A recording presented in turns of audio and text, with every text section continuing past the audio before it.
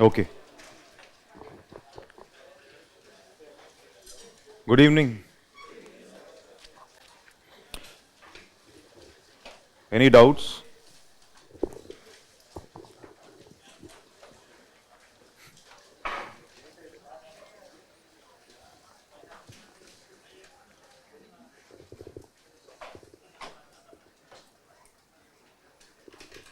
So few doubts which students have asked. I'll try to clear. Let's see. So we have talked about mod VAT. Okay. What is mod VAT? Modified value added tax. Okay.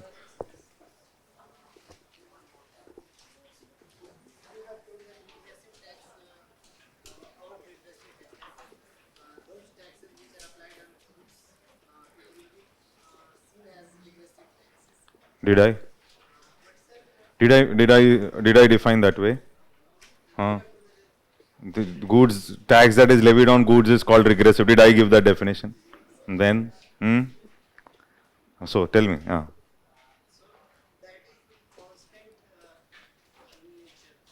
What is constant in nature? Tax rate. The, no, that is basically proportional, no?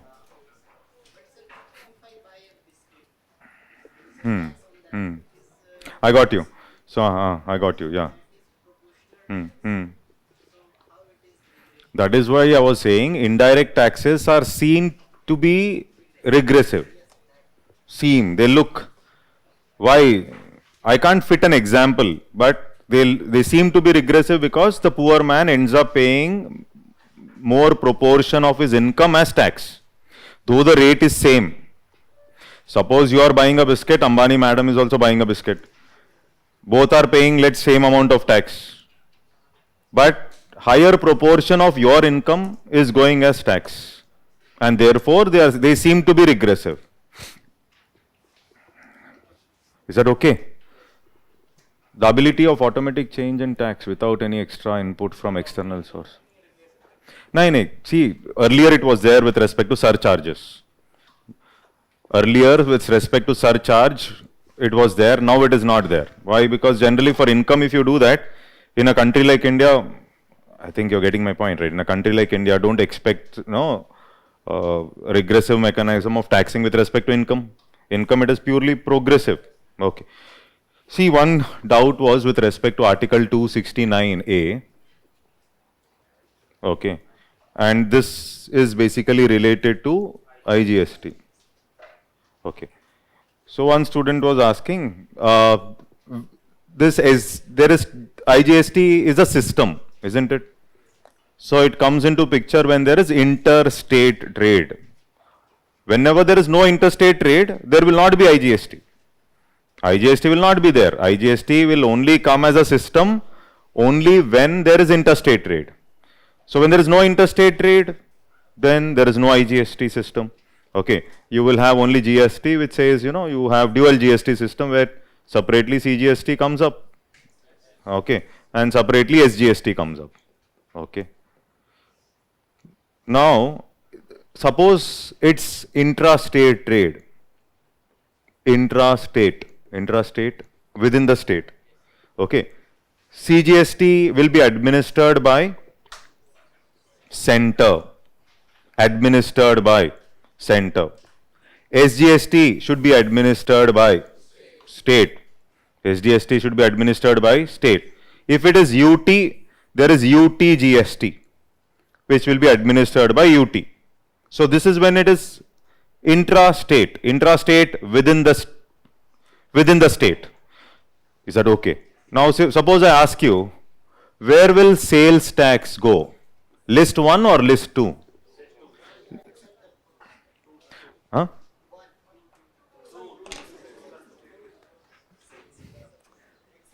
Okay. Jada Ushari. Okay, so when we are discussing one area, stay with that area only. Okay, because this taxing, taxing is it's not even economics optional. Okay, so it's general studies, only general questions will be asked in exam. General questions, simple questions. If the concept is better, we need not mug up. That's all. Okay. So here sales tax, obviously it is part of which list? List 2. So sales tax intra-state trade will be administered, levied by whom? State. So government came up with sales state VAT system, VAT, or this is VAT, state VAT system has replaced the sales tax system. Okay. Is that clear? Okay. Now see here, this is intrastate. Suppose interstate trade, earlier, before GST interstate trade, which list? Obviously list 1. Interstate trade is all out list 1 only, 269. So who is going to administer it? Center, simple. Administer, levy, center. Is that okay? Now also after GST, when there is interstate trade, IGST should be administered by whom? IGST should be administered by center. No confusion. Under which article? 269A. Administered by center only because it is interstate trade. List 1. Okay. Now, but though it is only a system, and many were not happy with the system also because it looks very complicated. Okay, so you are combining both, and center is levying. Now the question is, this portion which is going to the state, okay, before sharing, this portion is outside the consolidated fund. It is not put into the consolidated fund. This portion will not be put into the consolidated fund because there is no point in putting it in the consolidated fund because anyhow you have to share it with the state. Now, will GST go part of the divisible pool of taxes? Yes, GST is part of the divisible pool of taxes. GST revenue will be shared by the center with the state. GST is part of divisible pool of tax. But this one is not part of the consolidated fund. It need not be shared also because it is anyhow going to the state. Is that clear? Now the question is, what about this portion? Now this portion later it will go to the consolidated fund. Center will put it into the consolidated fund and it can also put it in the divisible pool later after sharing is over. So it will go to the divisible pool and you can share it with the states. Are you able to get this? So this portion is outside. Is this clear? Okay, so UPSC will not ask. But sharing of IGST system, sharing of revenues under IGST is happening outside the consolidated fund. This is what the article says, outside the consolidated fund. You are not putting it in consolidated, then removing and sharing. It is happening outside the consolidated fund. This is the meaning. And the procedure is decided, the way you share will be decided by the GST Council. How the revenue will be shared with the states will be decided by GST Council. That's all. Is that clear there? Okay. So then, types of taxing. Okay. Indirect taxes, basics class, the impact and incidence of the tax. Remember those words? Impact and incidence of the tax are at same point or different points? Different points. Impact is at one point, incidence is at another point. Impact and incidence, okay, are at different points. That is one aspect which should be clear. And before GST, the most important indirect taxes obviously of the center is one is excise, okay. Then we have the service tax. Under this was introduced to 88th constitutional amendment, and then we have the customs. Okay. Now, yesterday I have already discussed with respect to the central excise duty. This is central excise. Okay, IRS, central excise and customs, now you are calling it as GST. Okay, so one of the powerful posts now after IPS. Okay, so now excise duty or the central excise duty, or the excise duty. Why I have written central excise duty is to tell you that this is central government's excise. Okay, this is part of union list or state list? Union list, except alcohol. Except alcohol. Okay, so alcohol, excise on alcohol will be part of which list? Obviously, it should be part of list. Okay, is that clear? Now see, now excise duty, there were challenges related to,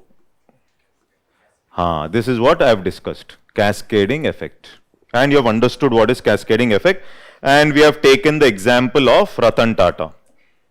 Okay, said nano car, okay, is buying from different entities, and you have understood this. Okay.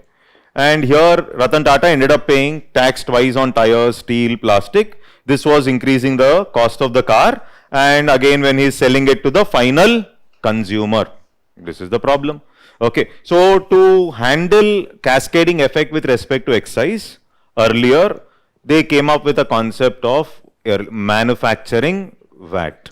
Okay, VAT. Okay, so manufacturing, and I've also discussed how a VAT system works.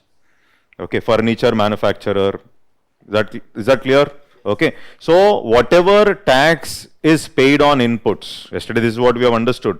How is VAT calculated? VAT calculation is always on VAT on output minus VAT on inputs. This is what we did. Okay, GST also operates in the same manner. GST also operates in the same manner. Output minus input. Okay, so VAT also operates in the same manner. GST also operates in the same manner. Now, if this VAT system, if it would have removed cascading effect completely, then there is no point of bringing what? GST. So that means it was only partially successful. This is the meaning. Okay, so now what we have understood is, one is to remove cascading effect with respect to excise, central excise. They came up with man VAT, and then the same, there's no much change, both are almost same. They used the LKJA committee recommendations by the time of 1986. It is modified VAT, modified VAT. Modified VAT is nothing but related to central excise duty. Now the same mod VAT, after 2000, they have come up with this central value added tax, which is called as CEN VAT, nothing but excise only. Central excise, same. Okay, so it's levied on goods as well as services. CEN VAT, because services are also included. CEN VAT is levied on goods as well as services. Now this CEN VAT is now subsumed into the system of GST. Today you don't even have CEN VAT. Okay, this is about the excise. Is that clear, everybody? Now the question comes up, somebody was asking, now if there is a product like alcohol is there. Okay, alcohol for human consumption. Potable alcohol you call it as. Now this alcohol is outside GST today. Okay, alcohol is outside GST. Okay, and this alcohol is purely handled by basically the state. Okay, the list also it is state. Now the question comes up, petrol or petroleum products are there. Okay, 5 petroleum products are there. Okay, there's something like crude petrol, high speed diesel, aviation turbine fuel, okay, natural gas. So like this, these petroleum products also are not part of GST. They are not included in GST. Today you are not paying GST on them. They did not know how to share the revenues of petrol. So complicated, so they left it. So even now it is outside GST. If it is outside GST, it means on this petrol, the earlier system will be followed. If something is outside GST, earlier system will be followed. What is the earlier system? 5 petroleum products, excise duty will be levied by whom? Center. As simple as that. On this 5 petroleum products, excise will be levied by center. Excise or CEN VAT, you call it as excise or call CEN VAT, is levied by center. But on this petrol, again, respective states, they will levy what? their sales tax. Sales tax is what? State. So that is the reason petrol prices will be different in different states. Petrol price will be different in different states. Excise on petrol will be levied by center, even now. Sales tax on petrol will be levied by state because it is not included in the GST system. Not included in the GST system. Now the question comes up, is this mentioned in the constitution? It should be mentioned in the list. Union list, it should be mentioned that even today excise will be levied on these products. Who levies? Center. And sales tax on petrol will be levied by the state. That should be mentioned in the, when you see the list of the constitution, it should be mentioned. Only then they have the powers to levy. Otherwise they will not have powers. You have to update it. They after 2017, 101st Constitutional Amendment Act. I hope it is clear. Is this clear, everybody? Okay. So,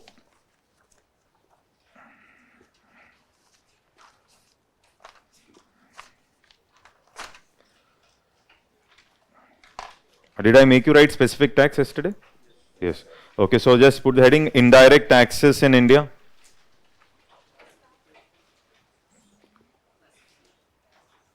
That was the heading? Classification of taxes. Okay. Okay. Put the heading classification, then put the heading direct tax first. Okay. Or any tax, you have put the heading direct or indirect? Indirect. Write down, no problem. Indirect taxes, write down. The impact and incidence of the tax are at different points. The impact and incidence of the tax are at different points.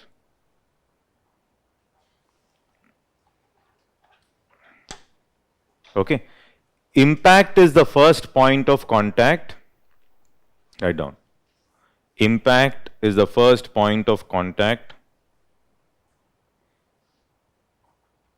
First point of contact with its taxpayer.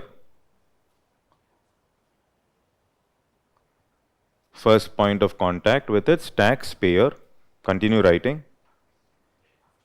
It is upon those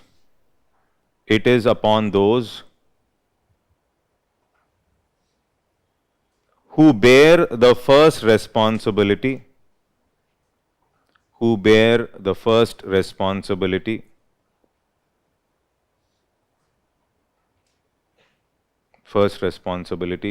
of paying it to the government.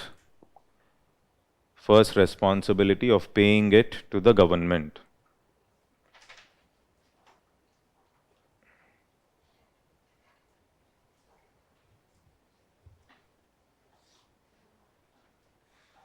Okay.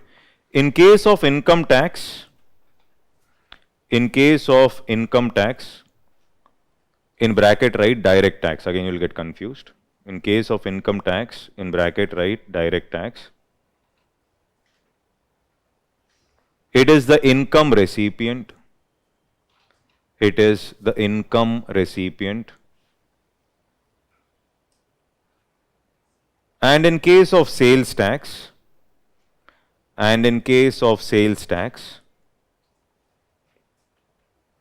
in brackets write indirect tax, sales tax, /GST. It is the seller or supplier of goods and services.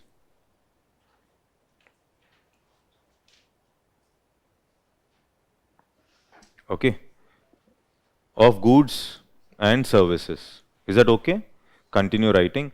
Incidence of tax, incidence of tax is the final resting place. Incidence of tax is the final resting place. That is, the economic unit the economic unit which finally bears the money burden, which finally bears the money burden of the tax.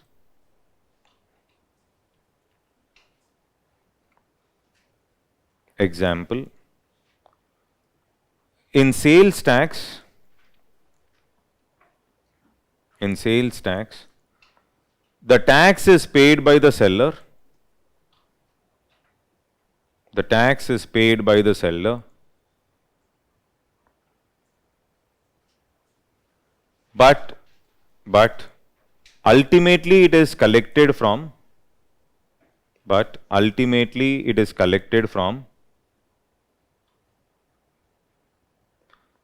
the final consumer. Ultimately it is collected from the final consumer. Full stop and continue. Here the seller acts as an intermediary.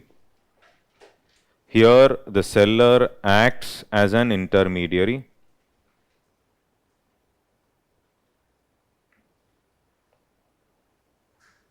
between the government and consumer. Between the government and consumer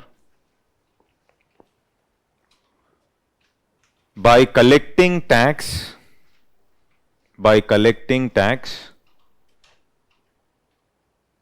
along with the price.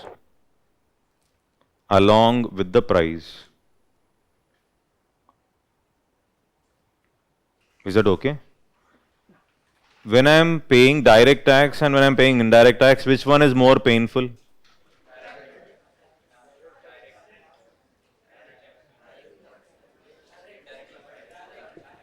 Okay, very good. Okay, direct tax is more painful. Okay, indirect tax, generally you don't even realize that you're paying the tax. Many a times. Indirect tax, you also have a choice not to buy. You have a choice, no? Don't buy, don't pay. But direct taxes, when it comes to income, when you fall under the 30% bracket, let's say, okay, so the money is in front of you going off. Okay, so direct tax, the pain is more in comparison to the indirect taxes generally. Is this clear, everybody? Okay. In the basics class, did we define transfer pricing? Yesterday we have written transfer pricing. Okay, fine, good. Okay. Okay. Then put the heading indirect taxes in India.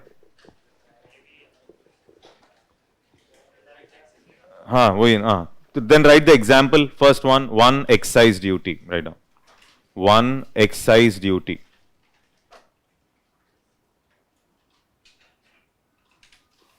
Write down. It is a tax on production of the commodity.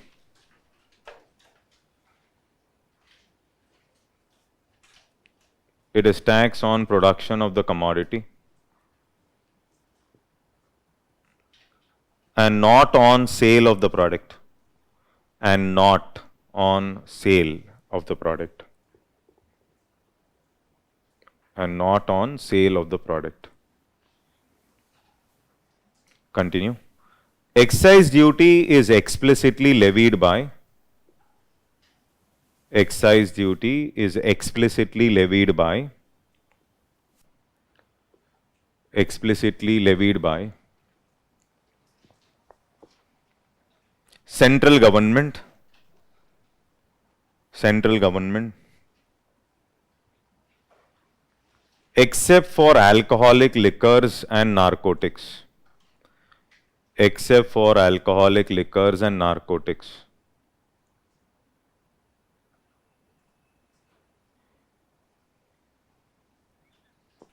Full stop and continue. It is different from customs duty. It is different from customs duty as it is applicable only on goods. As it is applicable only on goods produced in India. produced in India.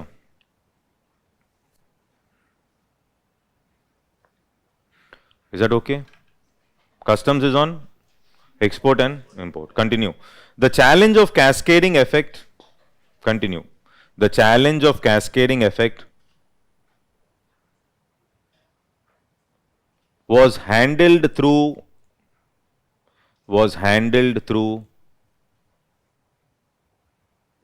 introduction of mod VAT system.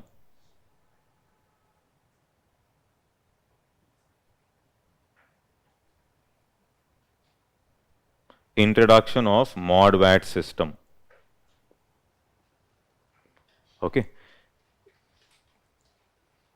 Based on the recommendations of LK Jha committee, based on the recommendations of LK Jha committee,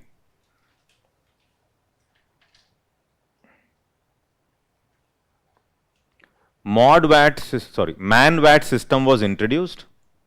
Man VAT system was introduced. Manufacturing VAT system was introduced and subsequently changed to mod VAT. Subsequently changed to mod VAT, modified value added tax, in 1986-87. In 1986-87. Continue. In the mod VAT system,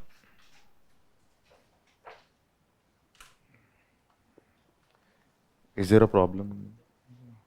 Online. No.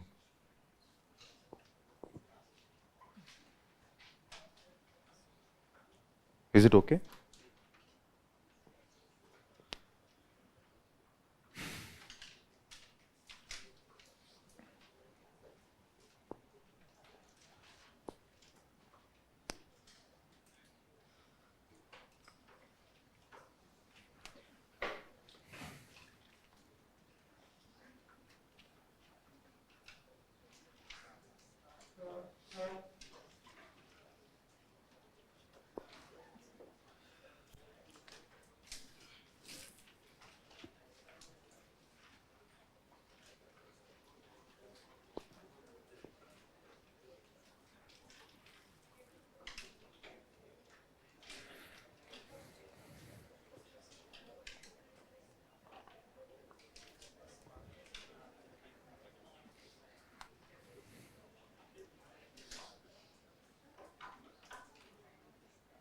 Break. Break doesn't mean you'll go out. Say, 2 minutes, some problem, technical. Don't ask anything now. They'll feel that I'm explaining something to you. No. Okay, we'll discuss.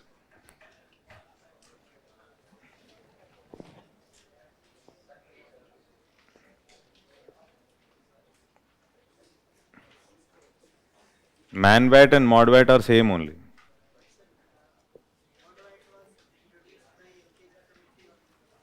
LKJA only. LKJA committee recommended. Then VP Singh period again mod VAT they have come up. Recommendations was LKJA.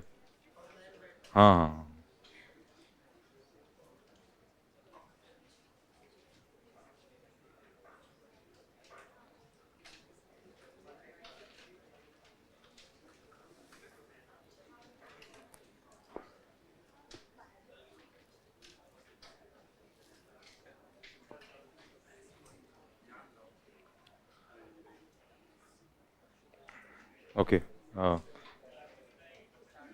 Mod VAT in 1986-87. Is that okay? Okay. Continue writing. In the mod VAT system, the taxes levied on input. In the mod VAT system, the taxes levied on input were refunded back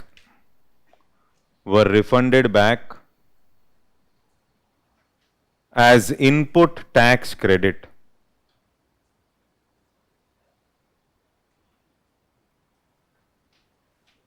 as input tax credit.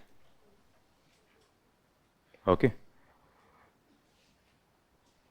In 2001,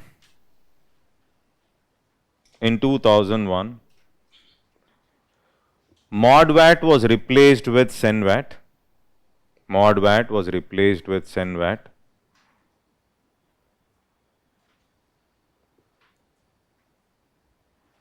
With uniform rate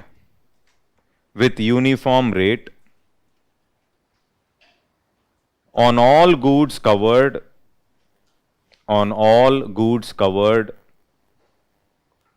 under the tax platform.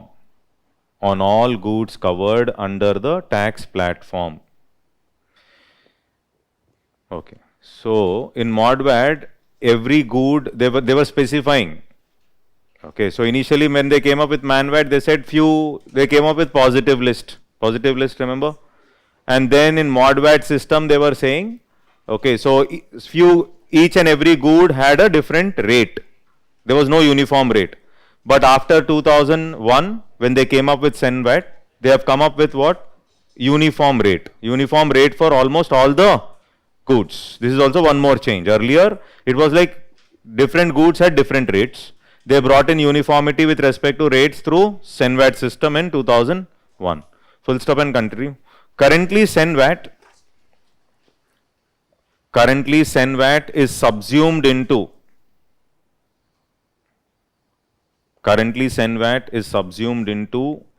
CGST. Currently, sen VAT is subsumed into CGST.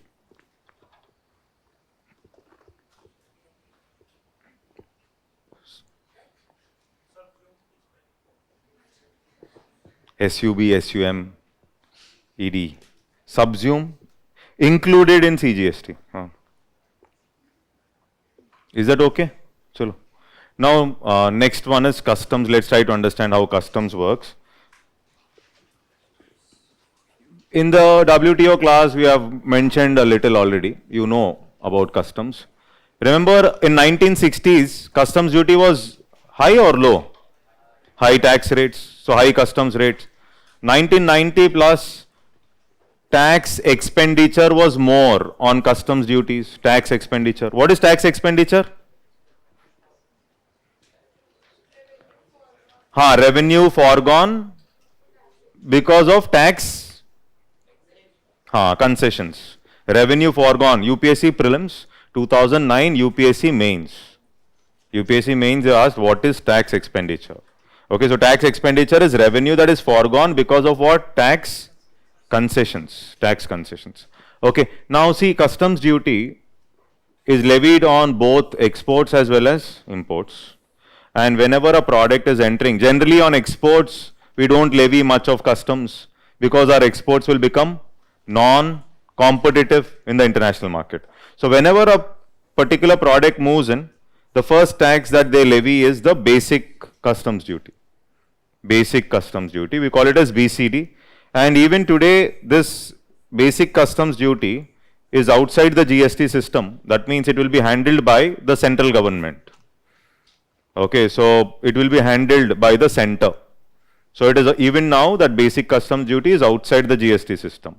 Okay, once this is levied, over and above that, there is something called as the additional customs duty or the countervailing duties. Remember this? So the purpose of countervailing duty is to handle excess subsidies given by other countries, excess subsidy given by other countries.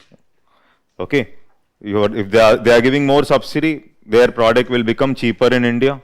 Along with that, to also offset excise duties, paid by the domestic manufacturer. Offset excise duty, domestic manufacturer is paying excise. Okay, and if our excise is higher, then obviously the product which is produced in India, okay, that will be costly. Okay, so therefore this countervailing duty will handle two things together. One is to handle excess subsidy given by other country. You're making those products costly. And also to offset the excise duties which are paid by the domestic manufacturer. So earlier there was this aspect also that they were trying to analyze why India's manufacturing sector was not doing well in 2008, 9, 10. So one aspect is they used a word called negative protection. They used a word called negative protection. So what is the meaning of negative protection? What is protectionism? Protectionism means you are protecting your domestic market. Negative protection means you are protecting the foreign player, okay, in comparison to the domestic player. Protecting the foreign player in comparison to the reverse, no, negative, reverse of protection. Protectionism. How? It was because the countervailing duties were far, far lower than the excise duties in India. Countervailing duties were far lower than the excise duties in India. Are you able to get this? Okay, countervailing duties, let's say 3%, 3.54. Excise duties were around 13%, 14%, etc. So government, they were trying to analyze manufacturing, why India's manufacturing is not doing well, and they started using the word saying that because of negative protectionism. So the meaning of negative protection is you are indirectly protecting the foreign player by levying lower CVD in comparison to higher excise duties within the country. So the local manufacturer who is producing steel in India, if he is paying, let's say, 13.5% and countervailing duty is hardly 3%, indirectly you are protecting the foreign player in comparison to the domestic manufacturer. This is called as what? A negative protection. Okay. Then over and above this, there are also some special additional duties that are levied, which are called as SADs, special additional duties. Today, CVD and SAD, these two are subsumed. They are already included in the GST system. In fact, they are included in the IGST system. They are included. Only the basics customs duty is outside the GST. So these two are included in the GST system. Okay, so the other special additional duties on certain products which are levied whenever there are imports that is taking place between India and other country. Over and above all this, if there is a dumping which is visible, then they can go ahead. For finance ministry basically for dumping, they can go ahead with anti-dumping duty. Anti-dumping duty. So this cannot be included because it's not a regular norm into GST, because it can be only imposed when there is an aspect of dumping. Okay, so then they come up with anti-dumping duty. So this is not compulsory, isn't it? This will only come into picture provided you prove dumping. Okay, you have to prove you have levied anti-dumping duty and made the product costly in India, but tomorrow if you're not able to prove that China has dumped products in India, then there is going to be a challenge. Is that clear, everybody? Okay, so this is about the anti-dumping duty. So this is how the customs duties have evolved. And today the basic customs duty is still the central government handles it. It is outside GST. But countervailing duties and special additional duties are made part of IGST system. IGST system. I hope it is clear. Okay, put the heading customs duty.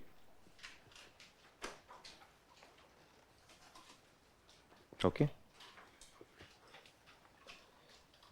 Central sales tax was levied by center or state? Or both? Center. Central sales tax was levied by, the word itself is central sales tax. So it's levied by center. Today we don't have central sales tax. It is already pushed into IGST system. Okay, so CST is not there. It is only IGST now. No CST anymore. It is only IGST system. Is that okay? Yes. So write down customs duty. It is a duty levied on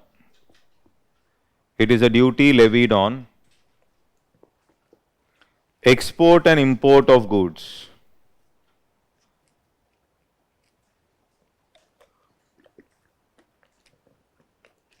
Export and import of goods. Write down. Import duty is not only a source of revenue. Import duty is not only a source of revenue,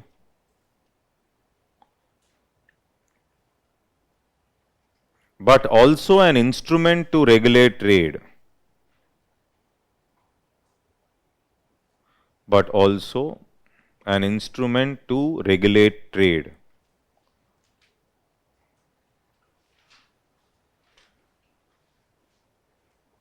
Continue. Import duties in India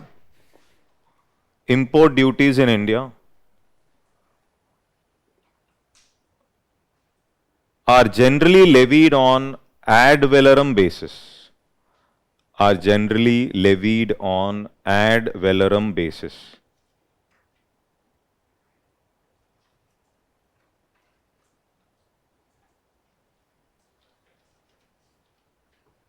Is that okay? Ad valorem is based on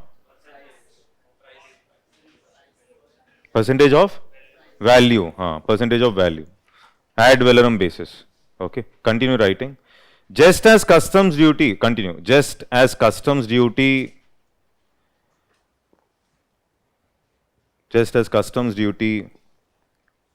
ensures that goods from other countries are taxed.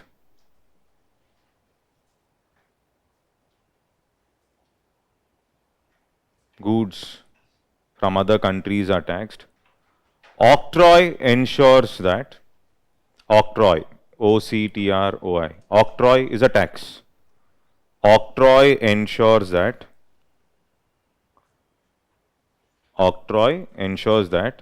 goods crossing state borders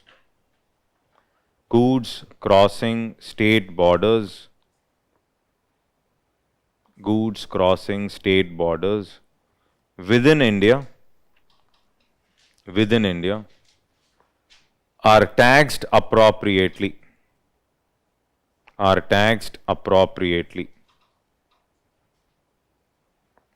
Okay.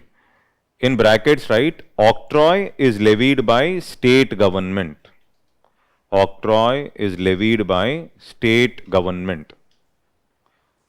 Today you don't have octroi also. It is subsumed into SGST. Come to that. Okay. So octroi is called as entry tax. When goods are crossing borders, there is this tax that is called as octroi. Okay. So this is basically in the list 2. Octroi is in the list 2. Is this clear? Okay. Next, put the heading service tax. Service tax. It was levied on services. Provided in India.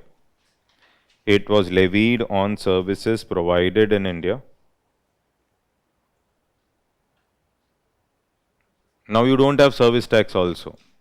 Okay, so is that clear? Okay, so it was levied on services provided in India. Continue. It was introduced in 1994-95.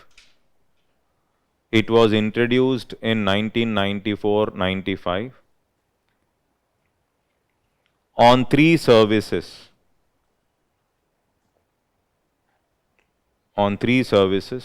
Telephone,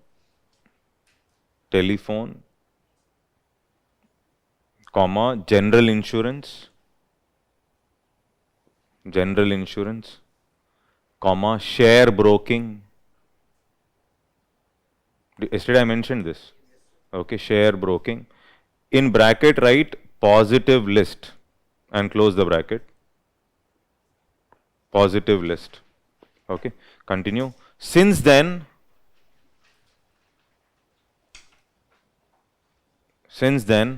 every year the service net has been widened.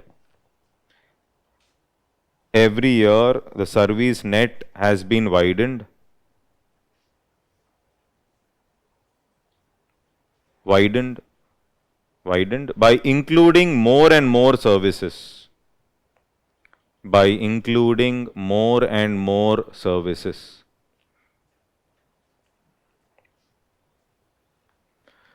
After 2011,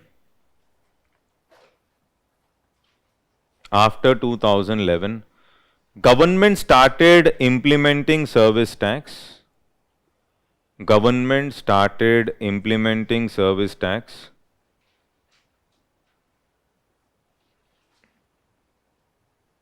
Government started implementing service tax using negative list concept. Using negative list concept. That is, very few services are excluded. Very few services are excluded. Very few services are excluded out of the tax net. Out of the tax net. Service tax rate was around 15%.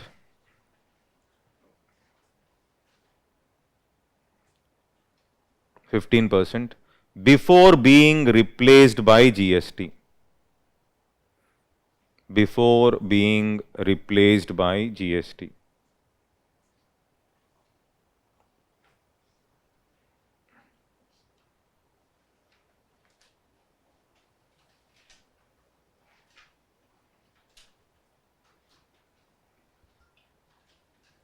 Is that clear, everybody? Yes. Understood, right? Okay. So now let's try to understand GST.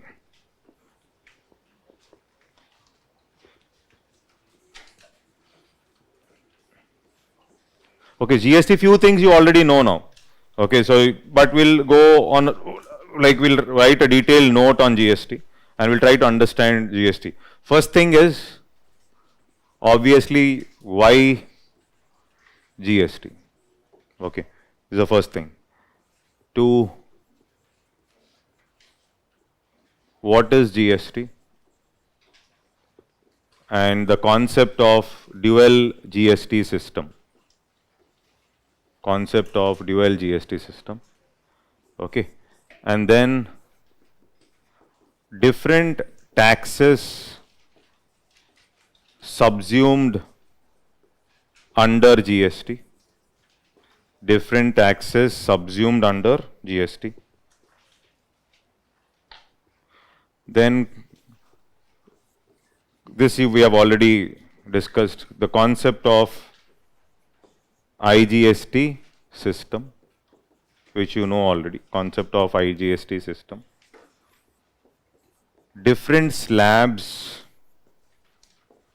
under GST. Different slabs under GST. The different slabs under GST, 0, 5, 12, okay. So different slabs under GST. Then the concept of GST composition scheme. Composition scheme. Okay. And then the concept of reverse charge. Concept of reverse charge.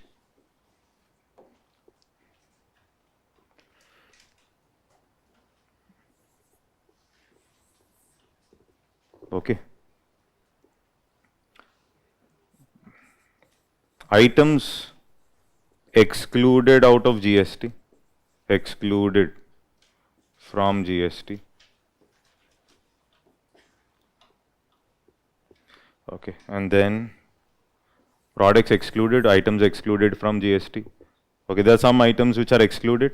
Okay, so then articles purely related to GST, something like we have 246A, then 269A, which you should be knowing, then 279A, which is related to GST Council. Okay, then National Anti-Profiteering Authority. National Anti-Profiteering Authority. So what is this Anti-Profiteering? Anti-Profiteering Authority. Okay. So this is National Anti-Profiteering Authority. And along with that,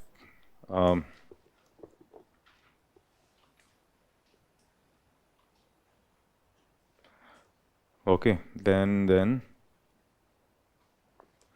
I have written reverse charge, right? Reverse charge, okay. And exclusions from GST and National Anti-Profiteering Authority. Then there's this GST network. GST network. It is an IT system basically, which will handle the sharing of taxes. Okay, GST network and e-way bills. E-way bills under GST.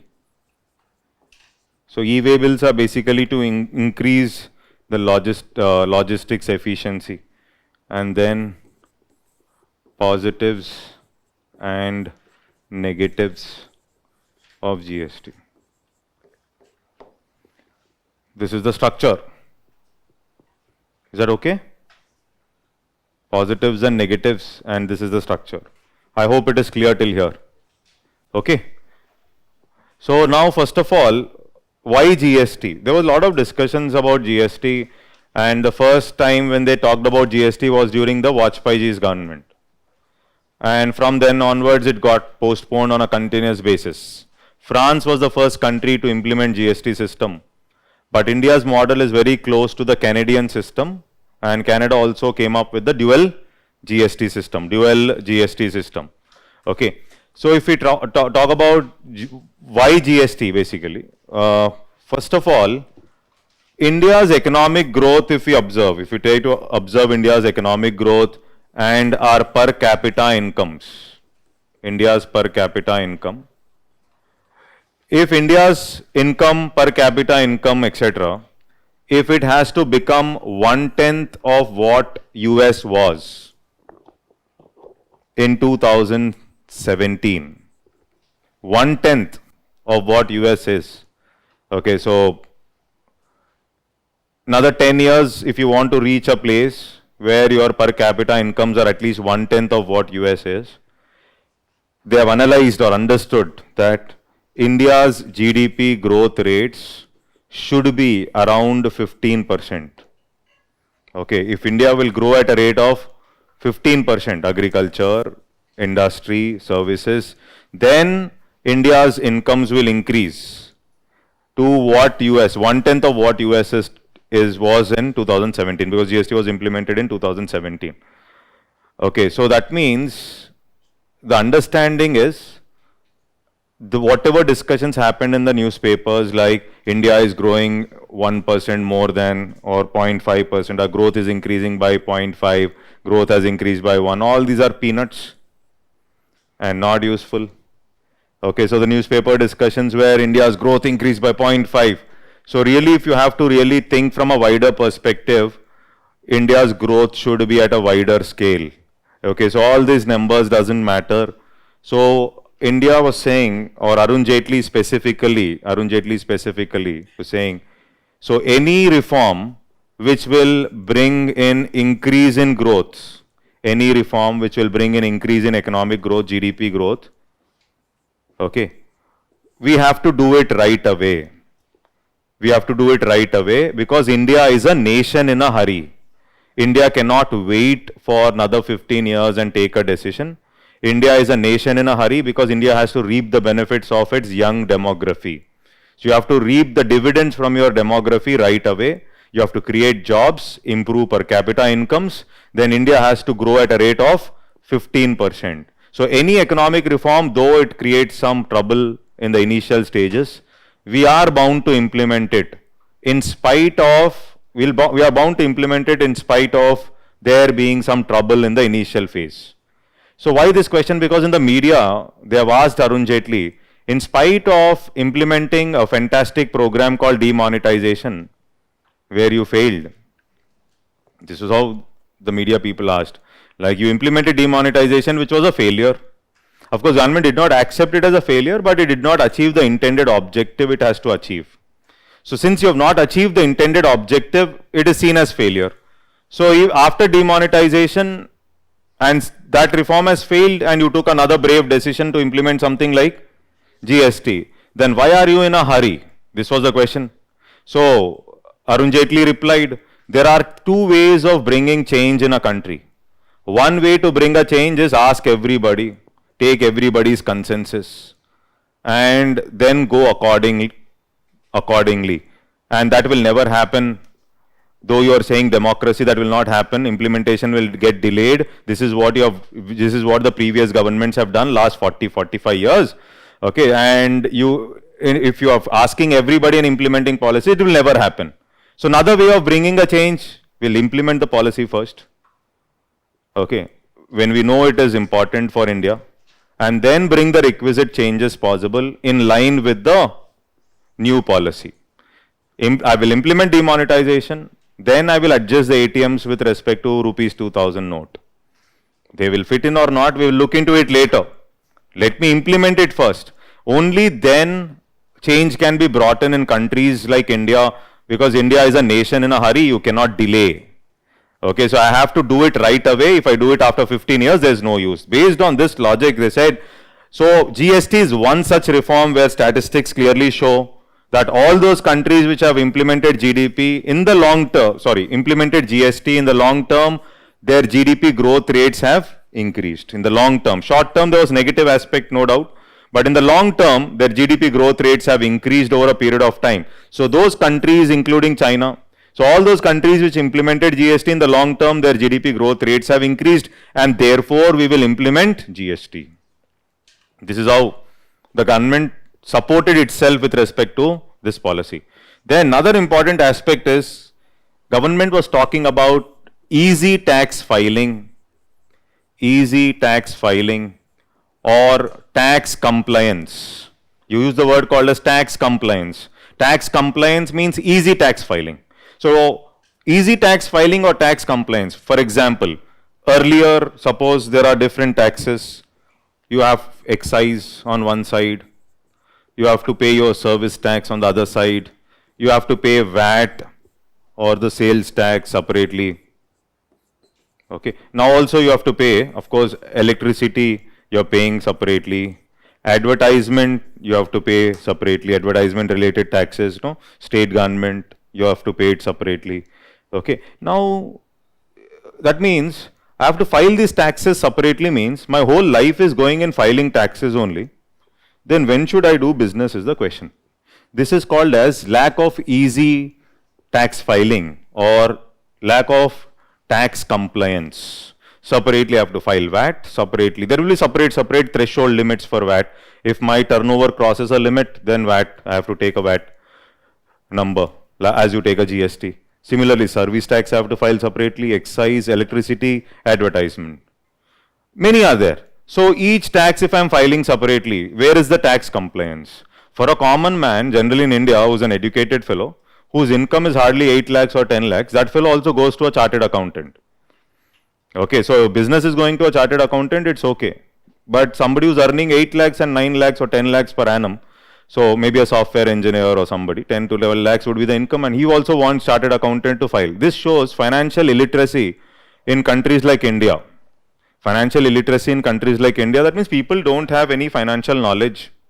And moreover, you are asking, and if the tax system is complicated, if it is easy itself, they'll not be in a position to file their taxes. And if it is complicated, then it is going to be even more difficult. For the companies, just understand it's not about filing. I have to handle excise inspector separately. I have to handle sales tax inspector separately. Okay, labor officer separately. So I have to recruit somebody called as licensing officer who will handle all the government servants so that I can do business. Otherwise, they will not allow you to do business. This is something like doing business in India is difficult. And one of the aspects which measures doing business is easy tax filing. The tax compliance, tax system should be so simple that filing taxes or tax compliance should be easy.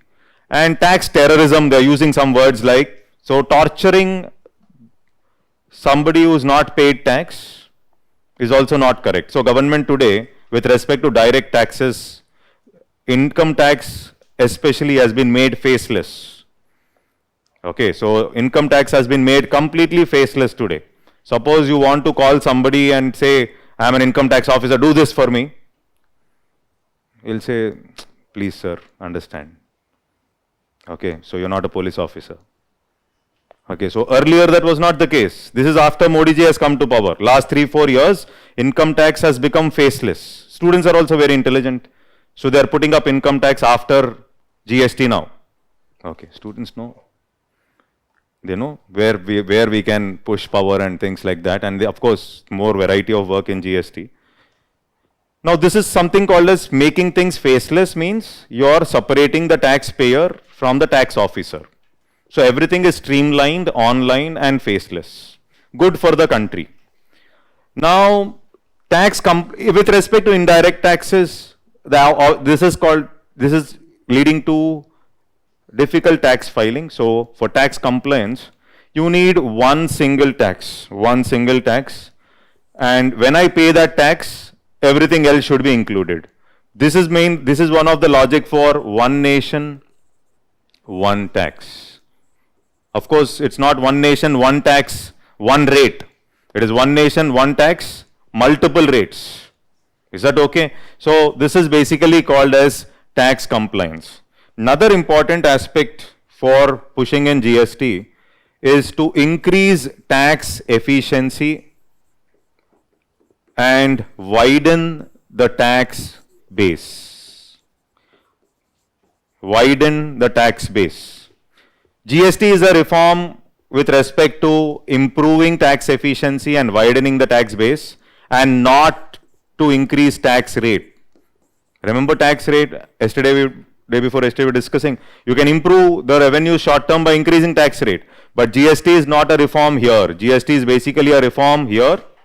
Okay. So one is to remove, one example is to remove cascading effect. Remember this? Okay. Example, mobile phone example. Through GST system, that extra 200 rupees was not paid. So this was reducing the cascading effect, improving the tax efficiency, number one.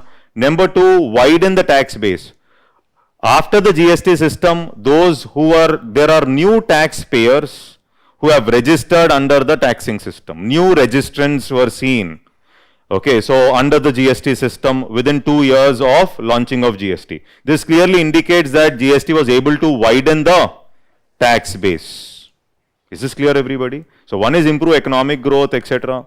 Okay, so that logic is clear. Then ensure tax compliance, reduce tax inefficiencies which were there in the system. Okay, and along with that, widening the tax base. Clear? Many other things are also there.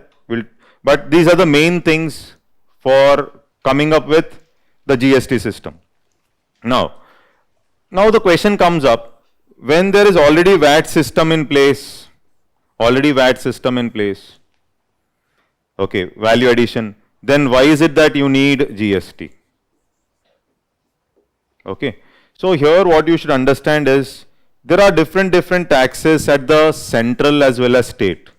For example, at the central level, you have excise, we have customs, okay, levied, you also have service tax, or we have CST. CST, of course, levied by center, but it is was given to the exporter state. So here I am talking about central levies, central levy, okay, and there were cess and surcharge related to taxes, basically. Cesses and surcharges related to some taxes.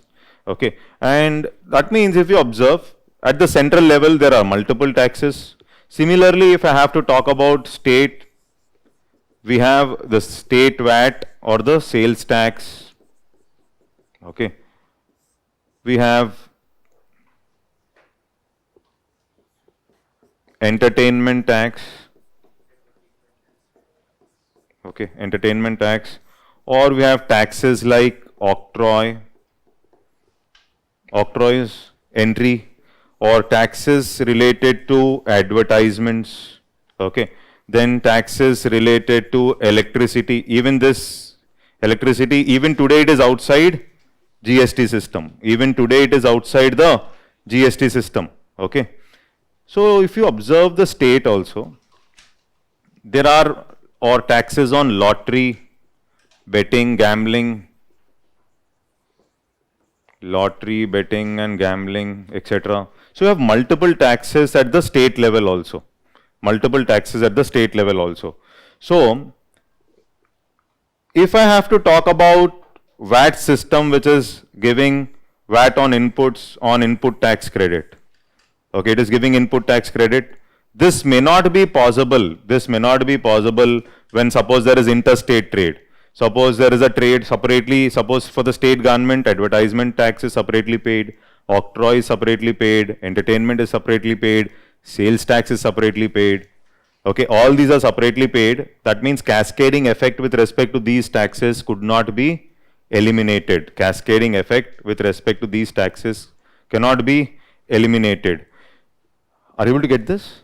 Okay, so when, see here, if it is something like, if it is excise, cascading effect on excise, they were able to get it. Okay, but when there are so many taxes at the state and the central level, then how do you handle the cascading effect? That started becoming difficult. So then how do you bring it a uniform tax mechanism? Then they decided we will come up with a system which is the dual GST system. Dual GST system. So in this dual GST system, you have the center CGST system and the states SGST system. Yesterday we talked about it.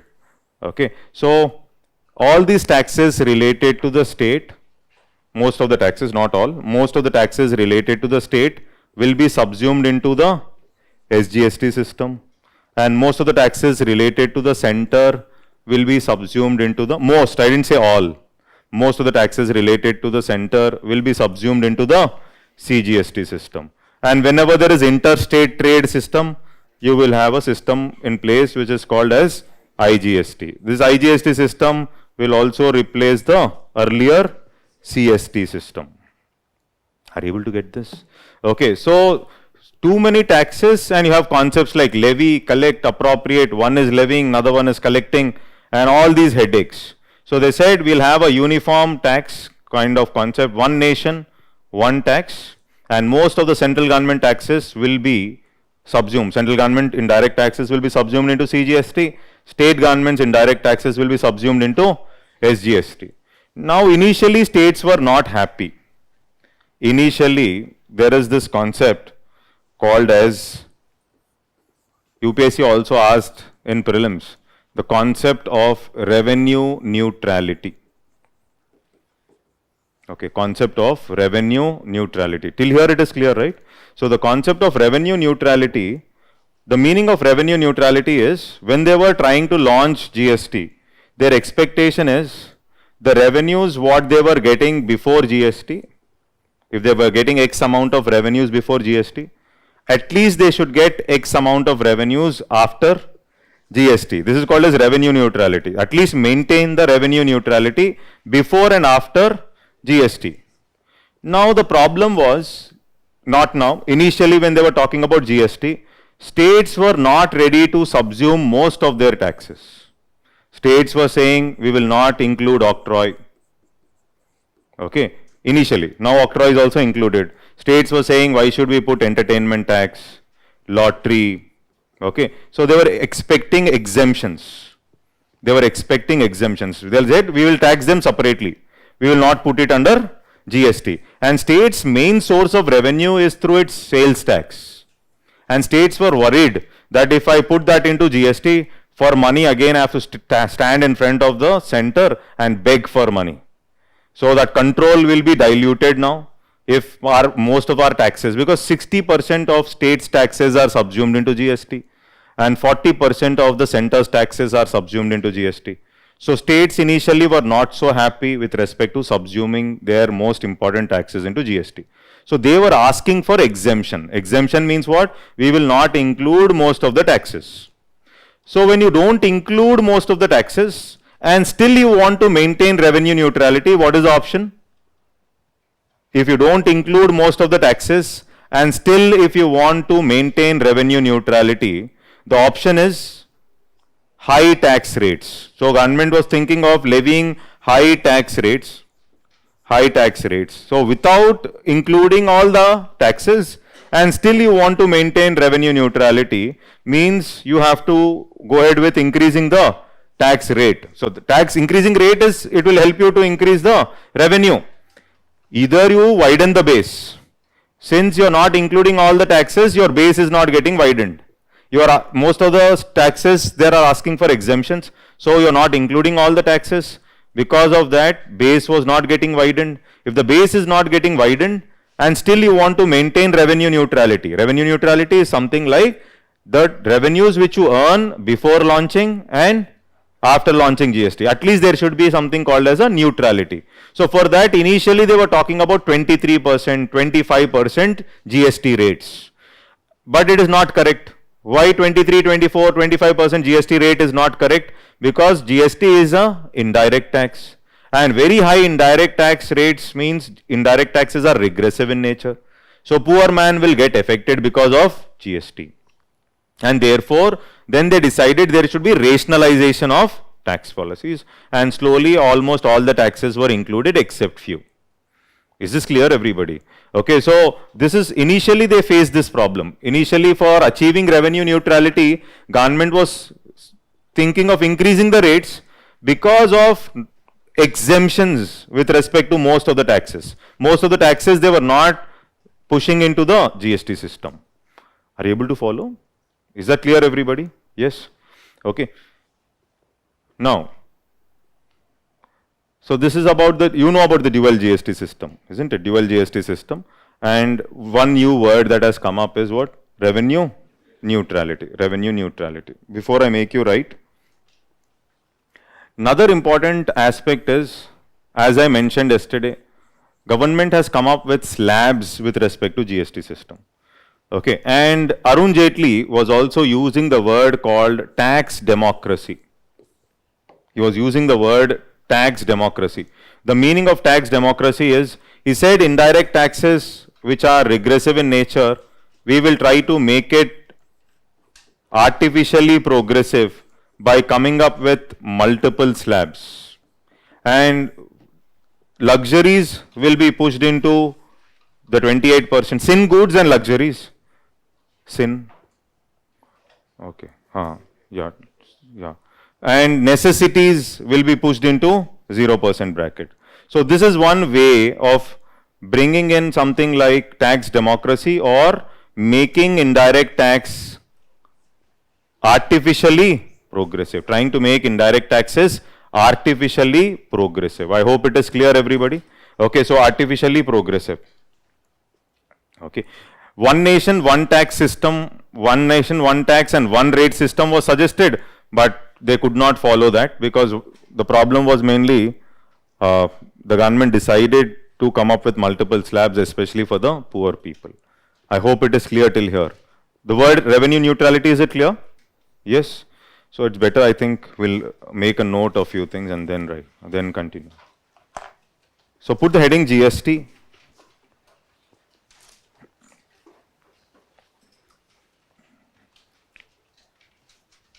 Is this clear? Yes. GST, and then put the heading historical background.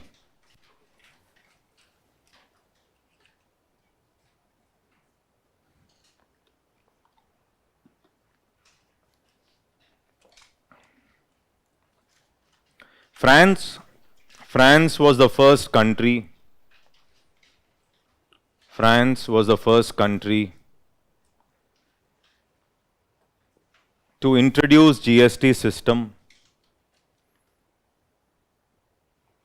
in 1954.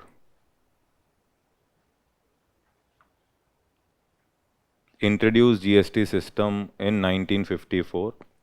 Okay, continue writing. Genesis of GST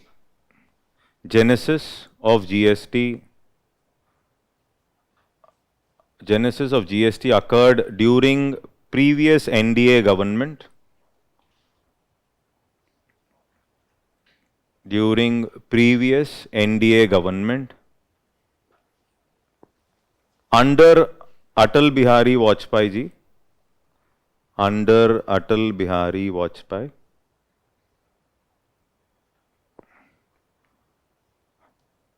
However, it took a very long period. It took a very long period for implementation of GST. It took a very long period for implementation of GST. Is that okay? Continue. GST came into existence. GST came into existence on 1st July 2017. On 1st July 2017 through 101st Constitutional Amendment Act. Through 101st Constitutional Amendment Act. Is that okay? Next, put the heading taxes replaced by GST. Taxes replaced by GST.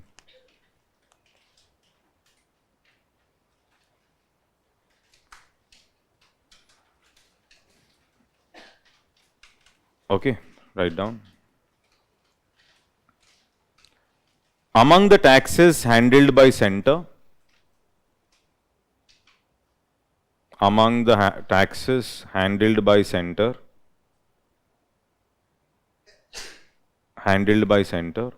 GST has replaced the following. GST has replaced the following.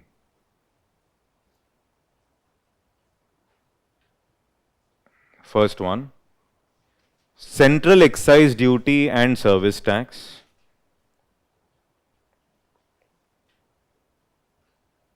Central excise duty and service tax. Okay. 2, duties on excise. Duties on excise. In bracket write medicinal and toilet preparations. Duties on excise, medicinal and toilet preparations. Medicinal and toilet preparations. Is that okay? See, these are taxes levied by center but collected and appropriated by state. Okay. Then next point, write down. Additional duties on textiles. Additional duties on textiles. Additional duties on textiles. In bracket write textile and textile products.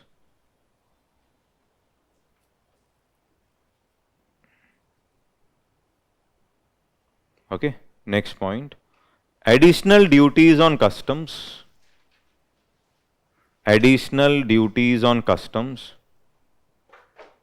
Additional duties on customs. In bracket write commonly known as CVD. Commonly known as CVD. Countervailing duties. Is that okay? CVD. Open a bracket there, CVD, and just write CVDs are levied, CVDs, countervailing duties are levied, CVDs are levied to counter excess subsidies, to counter excess subsidies given by other countries, given by other countries,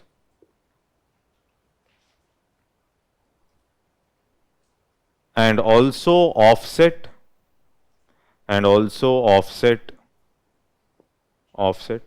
is that okay? Offset excise duty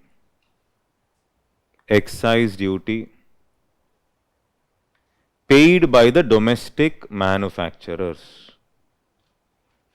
Paid by the domestic manufacturers. Is that okay? Next point, next tax, special additional duties on customs. Special additional duties on customs. Special additional duties on customs. SAD. SAD. Special additional duties on customs. Okay. Next point. Central sales tax.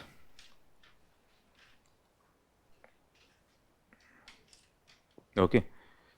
Central sales tax. Just mention. It is an origin based tax. Origin based tax. Levied by center. Levied by center. But given to the levied by center, but given to the, or levied by center, but revenues are given to the exporter state. Levied by center, but given to revenues given to the exporter state. Is that okay? Open a bracket and write Article 269 and close the bracket. Article 269. I think you remember what we discussed. Okay. So currently, do we have CST? No. Okay. That's it. Next paragraph.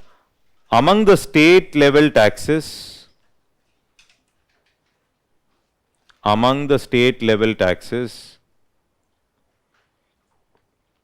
GST replaces the following.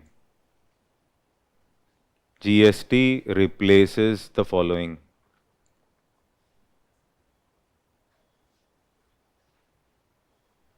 1. State VAT. State VAT or the sales tax. Okay. State VAT. 2. Entry tax. Entry tax, like the octroys, entry tax. 3, write down. Entertainment tax. Entertainment tax, except when levied by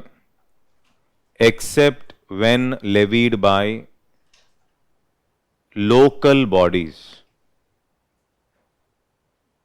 like the panchayats, etc. Except when levied by local bodies. Okay. Next. Taxes on advertisement.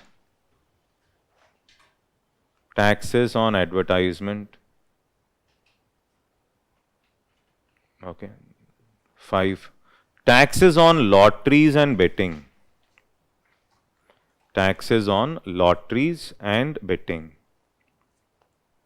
Is that okay? Fine. Clear, no? Next, put the heading commodities not under GST. Commodities not under GST.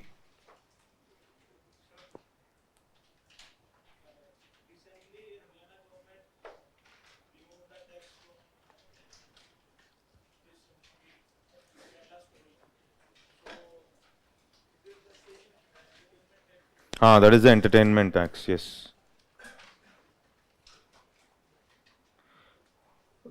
Commodities not under GST, just write down. 1. Portable alcohol.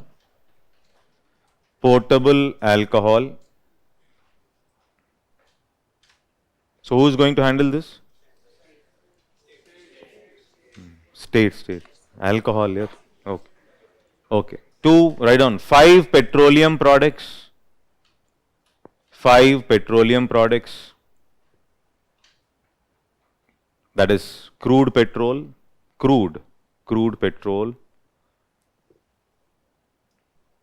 comma, motor spirit,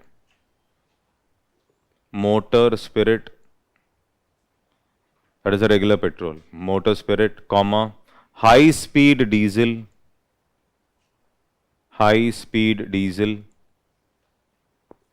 comma, aviation turbine fuel,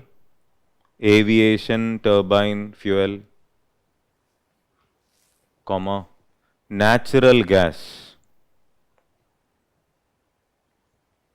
Is that okay? Now these items, how is the tax procedure now? Sales tax by state, excise duty by center. No confusion there. Okay, then 3, electricity. So sale and consumption of electricity, even today it is state. Is that okay? Sale and consumption of electricity. Write down. Electricity.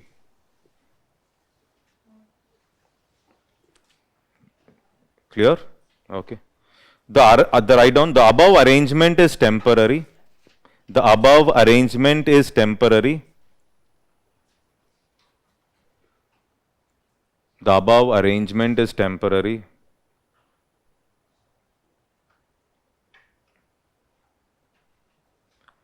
And the GST Council will decide,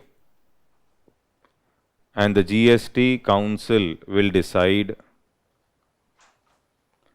the date from which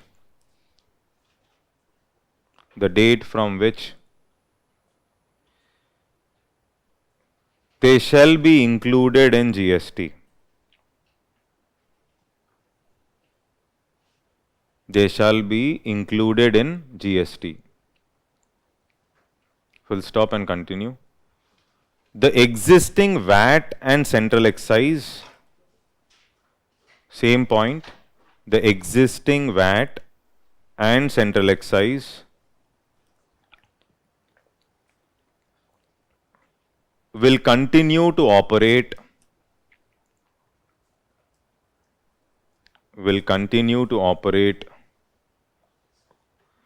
until they are included in GST.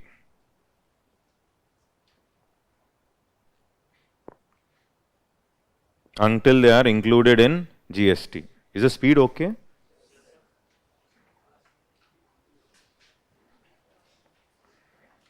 Okay. Put a note. The concepts we have already discussed, you have to write. GST is important. Write down. Tobacco and tobacco products. Tobacco and tobacco products were included in GST. Were included in GST. Were included in GST. And the center will have powers. And the center will have powers to levy GST on tobacco products. Center will have powers to levy GST on tobacco products. Is that okay? Continue writing. Apart from the above,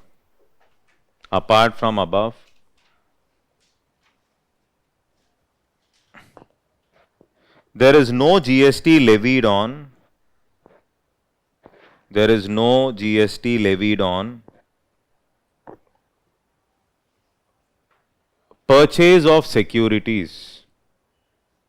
Purchase of securities. Purchase of securities. Stock market. Okay, securities. Which will be governed by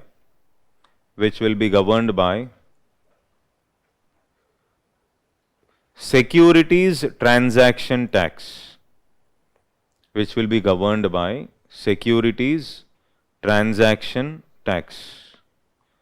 Okay. Now this STT I will discuss when I am discussing direct taxes. It's a direct tax. STT is a direct tax. Okay. Is that clear? Next, put the heading Understanding Dual GST System. Understanding Dual GST System.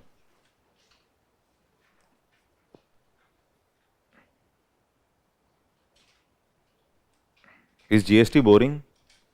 Not so. Writing is boring. I know. Yesterday there was less writing and everybody was enjoying. But how much is registered, we don't know. Okay, so there are two things here. One is understanding it. Second is, again we have to revise it multiple times. Is that clear? Okay, fine. Understanding dual GST system, write down. most of the countries have, most of the countries have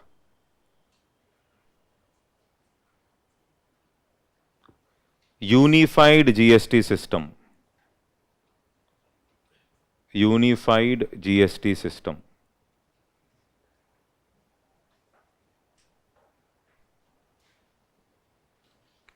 Full stop and continue. Brazil and Canada. Brazil and Canada follow dual GST system. Follow dual GST system. Follow dual GST system. Where GST is levied by, where GST is levied by both union and state government. Where GST is levied by both union and state government. Okay. India also has a dual GST system. India also has a dual GST system. India also has a dual GST system where center and state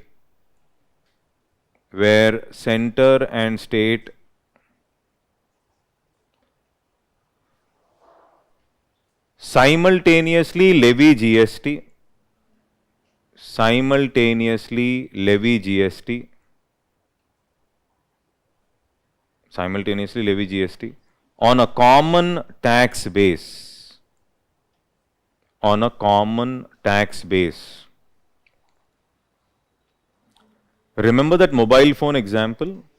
Okay, so CGST was on 20,000, SGST was also on 20,000. So both CGST and SGST were levied on a common tax base. Is that clear? Okay. Next, put a side heading for intra-state trade. For intra-state trade.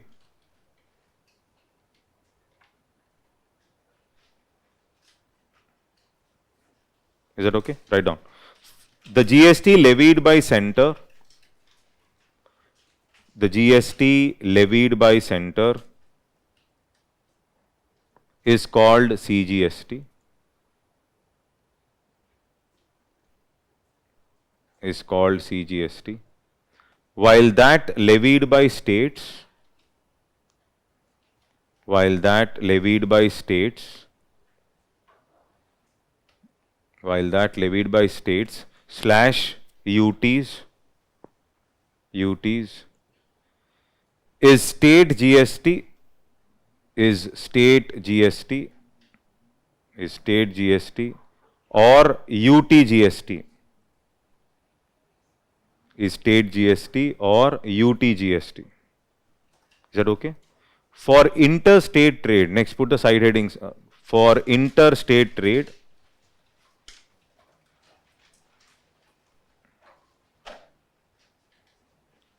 interstate trade. Concentrate here.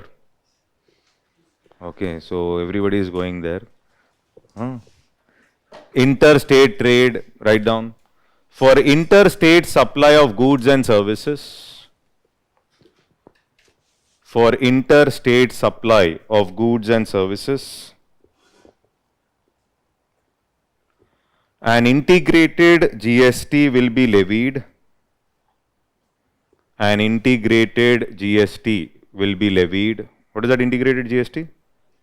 IGST. Integrated GST will be levied and administered by whom? Very good. Administered by the center.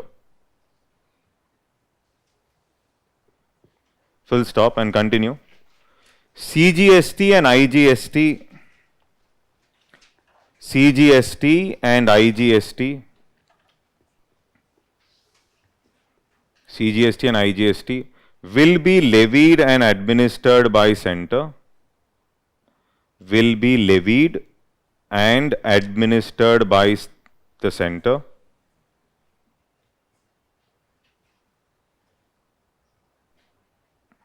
Is that okay?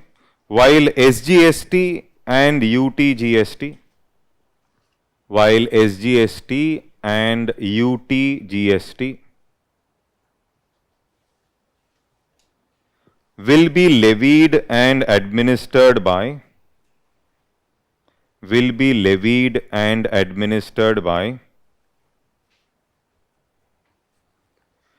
respective states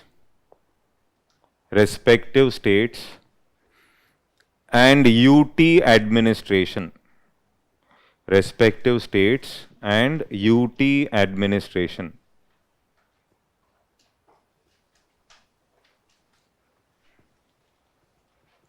Continue.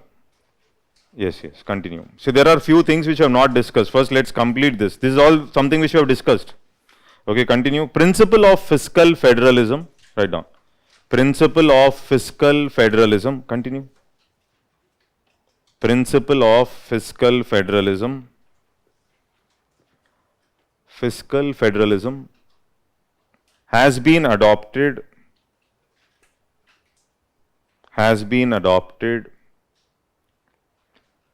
where both center and states have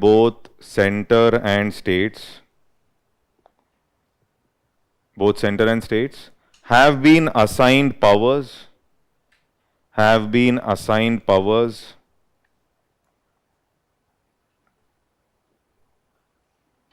to levy and collect taxes. To levy and collect taxes.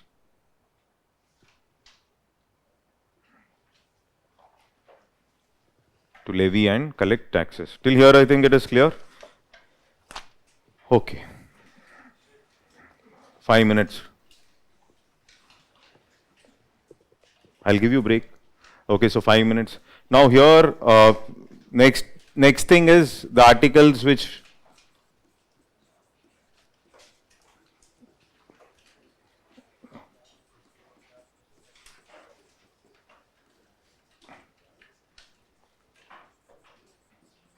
many articles are there, but we'll remember as far as economics is concerned. If you want to add on in the polity class, you add it on. But UPSC will not ask much. That's for sure. Okay, now see here. This article 246A basically talks about giving special provisions for both center and state. Giving special provisions for both center and state to tax goods and services.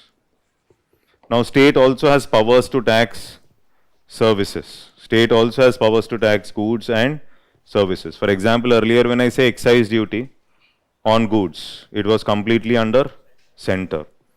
Okay. Similarly, service tax, services, center was mainly handling it. So today both center and state have powers to tax both goods as well as services under the system of GST. This is what happens in the dual GST system, or Article 246A can talk about something like the dual GST system. Both center as well as state can tax goods as well as services. Okay. Now this Article 269A deals with this system which we have already discussed. IGST system, and we have understood the system also, how revenues, we'll write it later, but you know what it is, right? What Article 269A says? Article 269A says IGST will come into picture only when there is interstate trade, number one. It also mentions that IGST will be levied by the center. IGST will be levied by the center. Third, there is one clause there, which is the clause 1, which clearly says the SGST proceeds of IGST will be maintained outside the consolidated fund. Is that clear? Or the sharing mechanism between center and states will happen outside the consolidated fund. And the article also says the sharing procedures are mainly decided by the GST Council.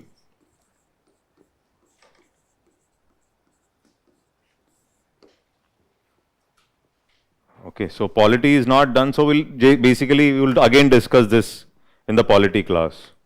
Okay, we'll again discuss this GST Council, but I'll just briefly tell you what happens, what are the functions of the GST Council.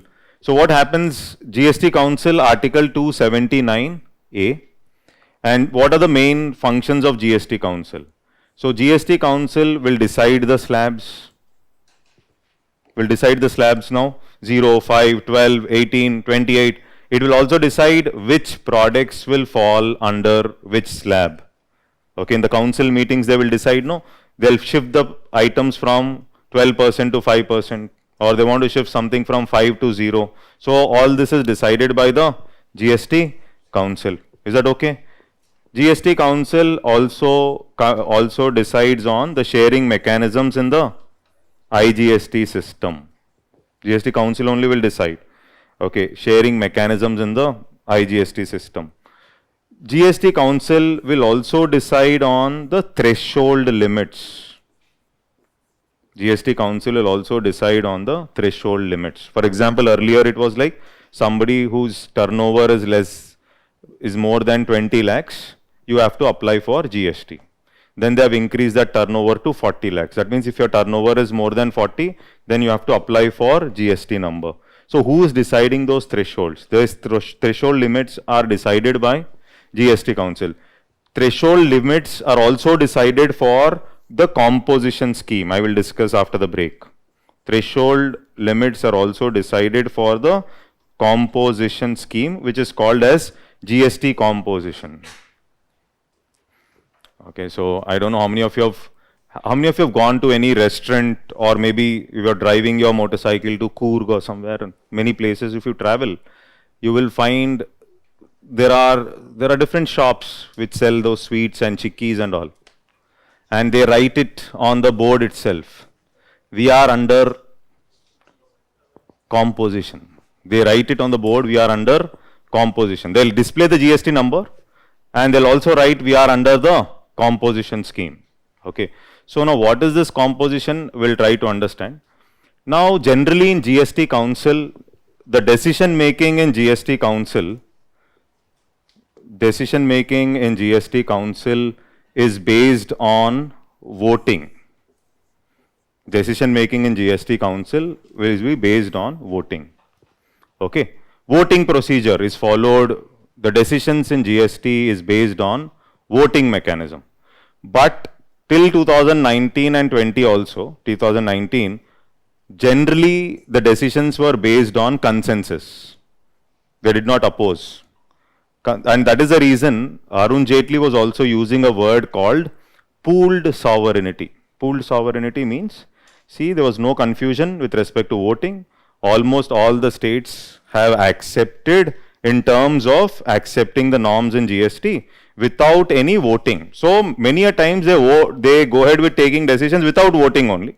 But what is mentioned in Article 279A is the decision making under GST Council is based on voting procedure. So that means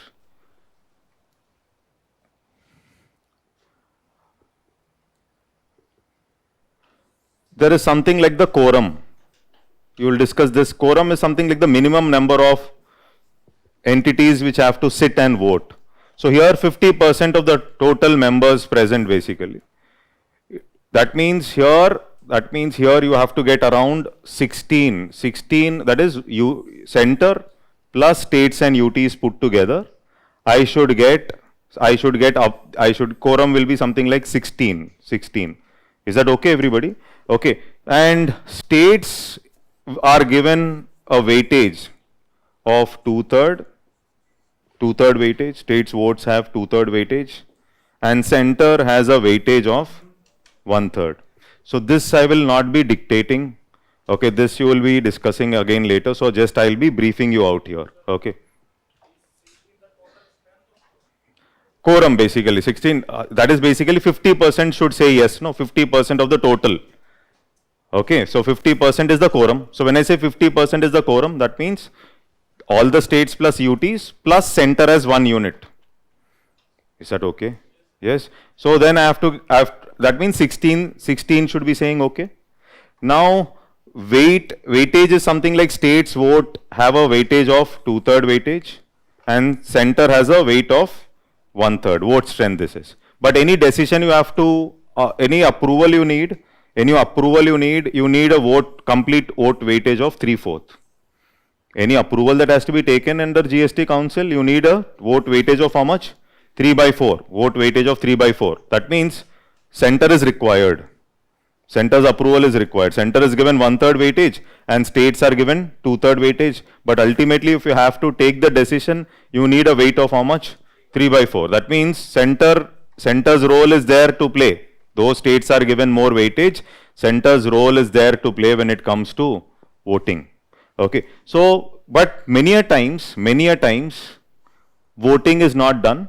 Many a times, GST Council decisions are based on consensus. They accept it through consensus. Is this clear, everybody? Okay. So, this is one aspect which you will remember. This is one aspect that is in GST Council. So, in the economics part, three things. It will decide the slabs. It will also decide the IGST system procedures. It will also decide the threshold limits. Okay. It will also talk about extensions. Extensions, for example, earlier lotteries, etc. So how lotteries have to be included, any new things have to be included, excluded, everything will be decided by the GST Council. Okay. And the main procedure which is mentioned is voting procedure only. Voting procedure. And states have a weightage of 2/3 and center has a weightage of 1/3. That much should be clear. This is about Article 279A. Okay. Take a break. Already everybody is struggling.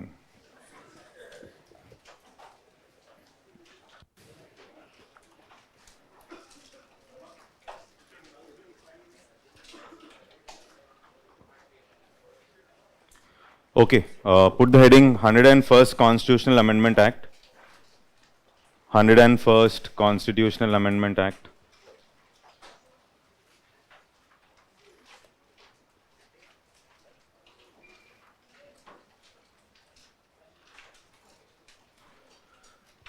The new articles added by this amendment. The new articles added by this amendment.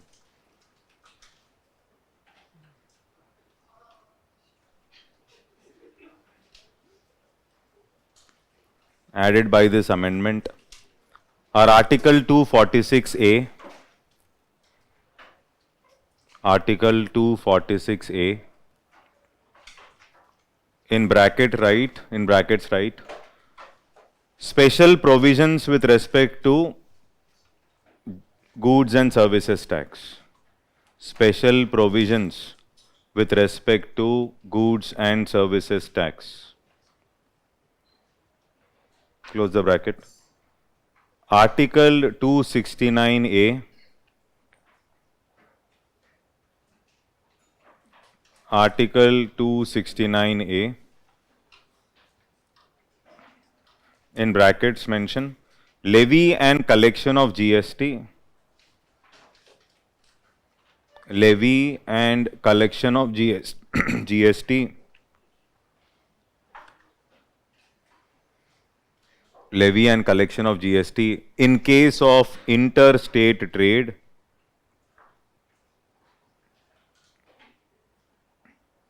In case of interstate trade. And Article 279A. And Article 279A. In brackets mention GST Council. GST Council. Continue. As per Article 246A, as per Article 246A, both union and states in India, both union and states in India now have concurrent powers. Now have concurrent powers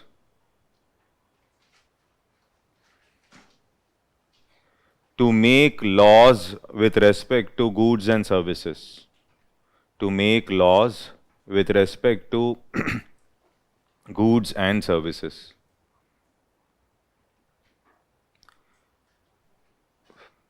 full stop and continue. The intra-state trade, intra basically, intra. The intra-state trade, the intra-state trade now comes under the jurisdiction of, now comes under the jurisdiction of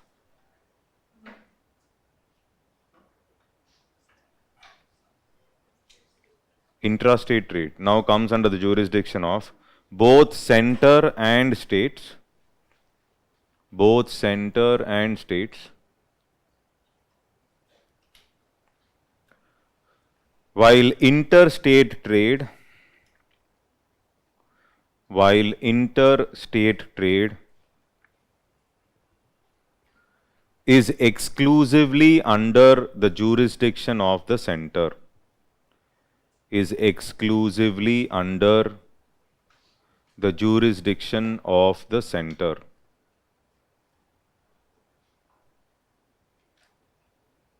Is that okay? Next paragraph. As per Article 269A,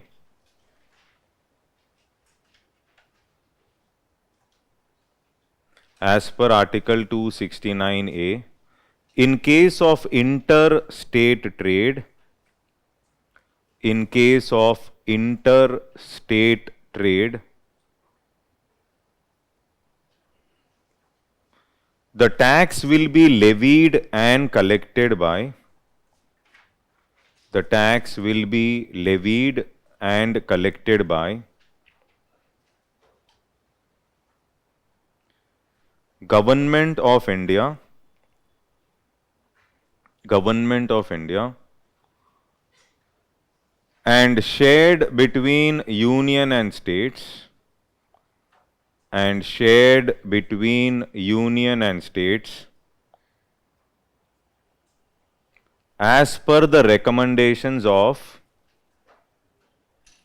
as per the recommendations of the GST Council.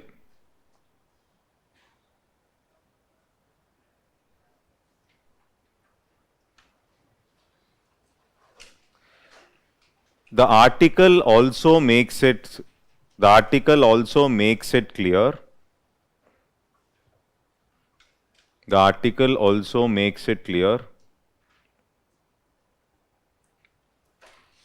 that the sharing mechanism will happen, that the sharing mechanism will happen outside the consolidated fund.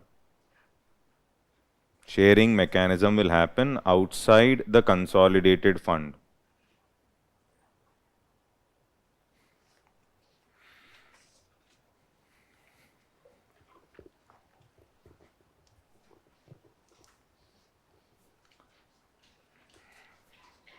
See, one boy was asking, we did not write why GST. Okay, so the political part I'll not make you write. Okay, that is to know. But there are some other things like tax compliance and all that will get covered in the positives of GST. Okay, so nothing to worry there. Okay, now next one is, let me explain GST composition. Huh.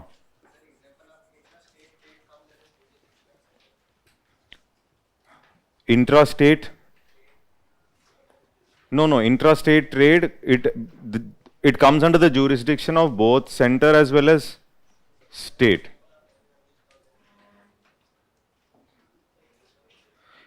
Interstate trade jurisdiction of, no, intrastate both, no. So, intrastate you have CGST. Today, no, if you're buying any product or you're going and having a lunch in a restaurant also, so you have CGST. Okay. So whose discretion is CGST? Center. There is SGST. Whose discretion is that? State. That means both center and state both have the jurisdiction when it comes to intrastate trade. In a dual GST system, no? So both center as well as state both have powers. Interstate jurisdiction is only with center. Is that clear?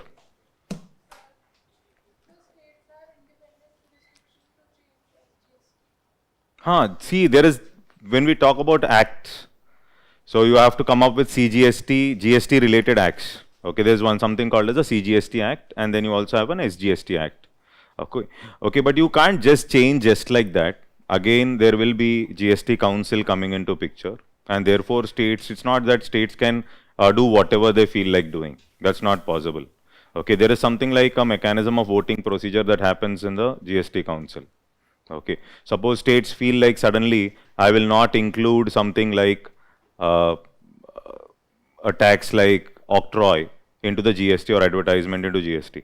So that will not be taken care of by the state because SGST law is already passed. Okay, so now you want to remove some tax, etc. Again, it will be decided in the GST Council. So in GST Council, again, it is one is consensus. If there is no consensus, then again it should be through voting procedure. Again, center and state sit together and follow voting procedure. No, no. I'll talk about it tomorrow. We'll discuss. For example, lottery and all with respect to Kerala. There was one case. We'll talk about it. First time they started voting. Otherwise, before that, everything was based on consensus. Okay. So let's start this. Okay. GST composition scheme. Now, what was the main purpose of GST? One important benefit of GST was to enhance something called as tax compliance or easy tax filing. But when GST was launched, initially when GST was launched, they said GST should be filed initially 3 times a month. Initially, GST had to be filed 3 times a month. That means around 37 times a year, approximately. Okay, now of course the regular GST we file once every month. Okay, but initially 3 times a month means almost like 37 times a year. Now this 37 times a year again means there is no tax compliance. Again it means there is no tax compliance. Again 3 times you have to open your laptop and you have to file your taxes. It is also a headache. Okay, so and it will become even more difficult for a smaller player. For a smaller player, this becomes even more difficult, tax filing and all. So for smaller players, micro, small and medium enterprises especially, so they said we have a scheme which is called as the composition scheme. Initially, they were only focusing on manufacturing. Initially, it was only for manufacturing, that is somebody like a micro, small and a medium enterprise. Initially, there were no services related. Composition scheme was earlier not including services. For example, services means, for example, service. This is a service industry. Okay, this is a service industry. So earlier, service industry was not part of the composition scheme. Later on, government GST Council has included services also as part of composition. So what is this composition? Initially, they said if your turnover is less than 75 lakh, turnover is not profit. Turnover is sales. Turnover is not profit, turnover is sales. Okay, so if your turnover is less than 75, then GST Council changed it to 1 crore. And then now it is turnover is 1.5 crore. Turnover is 1.5 crore now. This is the threshold now. Okay, so this threshold can be changed by whom? Council will decide. Now if your turnover is less than 1.5 crore, you can apply for GST composition. You can apply for GST composition. So when you apply for GST composition and take this GST composition, it is not a regular GST. You are also under GST, but it's not a regular GST system. What happens in a composition scheme? First is, I will pay taxes on a quarterly basis. I'll be filing taxes on a quarterly basis. So quarterly basis, if I'm filing taxes, I'll be filing taxes maximum of 4 times a year. So tax compliance is ensured for the smaller player. Are you able to get this? Okay. Second is, he will not pay the tax according to the regular tax slab. Regular tax slab, for example, 0 is there, 5 is there, 12 is there, 18 is there, 28 is there. So he will not fall under the regular, suppose let's say a service industry like this. So on a regular basis, if you are for a regular GST, then it is 18% slab. It comes for the manufacturing also. But you will not be levying tax or you will not be collecting tax as per these slabs. A specific percentage of your turnover, a fixed percentage of turnover will be paid as tax. A specific percentage of turnover will be paid as tax. Okay, so that means 1% of your turnover or 1.2% of your turnover will be paid as tax. So you're not going to pay tax according to these. So with respect to services, currently they are paying around 6%. So generally 6%. Generally it is 18% here. So you're paying at a rate of 6%. But services criteria is different. Services criteria, it says if your turnover is, you can apply for it if your turnover is less than 50 lakhs. Turnover is less than 50 lakhs. But mainly the purpose of composition was not for services.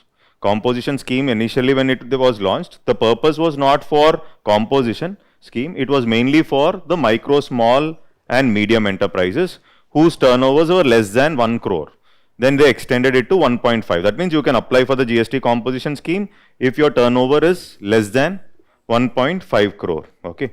Now positives are there, negatives will also be there. Mainly positives is smaller players basically. Smaller players, they cannot file taxes 37 times a year or even 12 times a year. So for them, they have this benefit that you will be filing taxes once every quarter. So maximum you will be filing 4 times a year. So this is something like tax compliance. Second is you will not be filing taxes or you will not be paying taxes as per these slabs. You will be paying taxes based on a certain proportion or a percentage of your turnover, which fixed proportion of turnover is filed as taxes. Around let's say 1% of your turnover or 1.2% of your turnover will be paid as tax. So that means the tax burden is also somewhat limited. Compliance is more, burden is also limited. Third, if you apply for composition scheme, that is the reason when you go to the restaurant earlier or you are buying some sweets for somewhere, when you go to the tourist spots, they mention it straight that we are under composition, or they also mention we have moved out of composition. So we have moved out of composition means you will have to pay tax, we will collect tax as per the regular slab and we will pay it to the government. As simple as that. Ultimately he will collect from you and he will be paying it to the government. That means he is saying we have moved out of composition means then that 6% will not be there. If it is a service industry, you have to pay accordingly. That is the 18%. Okay, so he will collect it at a rate of 18%. This is what he will pay to the government. As simple as that. Okay. Now, under composition, of course, the supplier will not be eligible for input tax credits. Under composition scheme, UPSC will not dig deep. I don't think UPSC will ask this area from here, but composition is clear.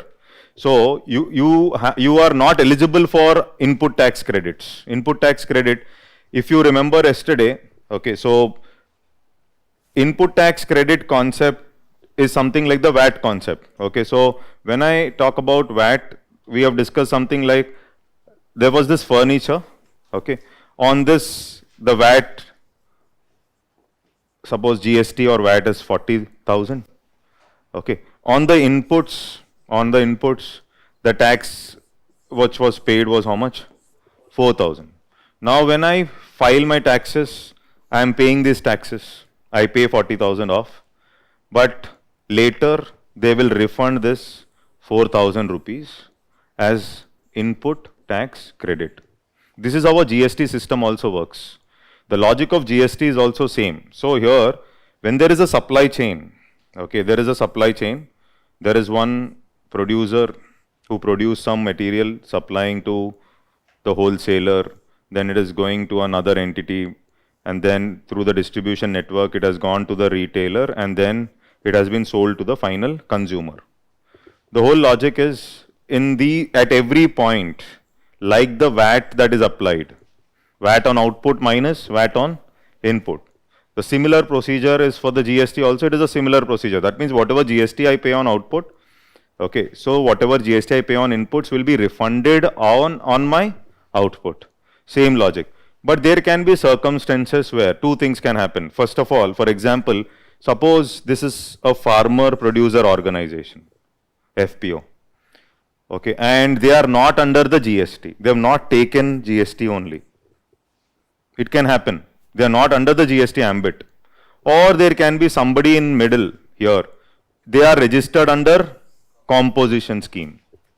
They can be registered under composition, or they have not taken GST only. Their turnover is less than, let's say, 20 lakhs or 40 lakhs. And they have not even taken GST. They are not under the GST ambit only. They don't have a GST number. They have not taken GST. It can happen. So suppose a farmer is there who's supplying wheat. Okay, and this farmer is not under the GST ambit.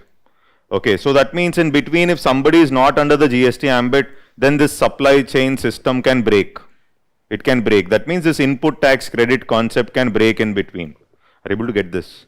Okay, so the concept is whatever tax you pay on the inputs or the raw material is given to you as input tax credit on your output. This is what happens. GST also, it will be in a similar fashion.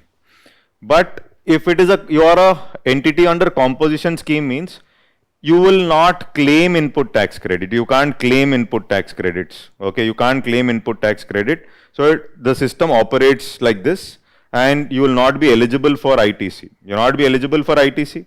So input tax credit cannot be claimed by you. Similarly, you will not levy. You are not claiming, you are not levying. Okay, so this is one aspect. That means if you are under composition, input tax credit you can't claim. Another thing is, composition scheme can be applicable only if it is intra-state trade. That means you can't be under composition scheme. You are not eligible for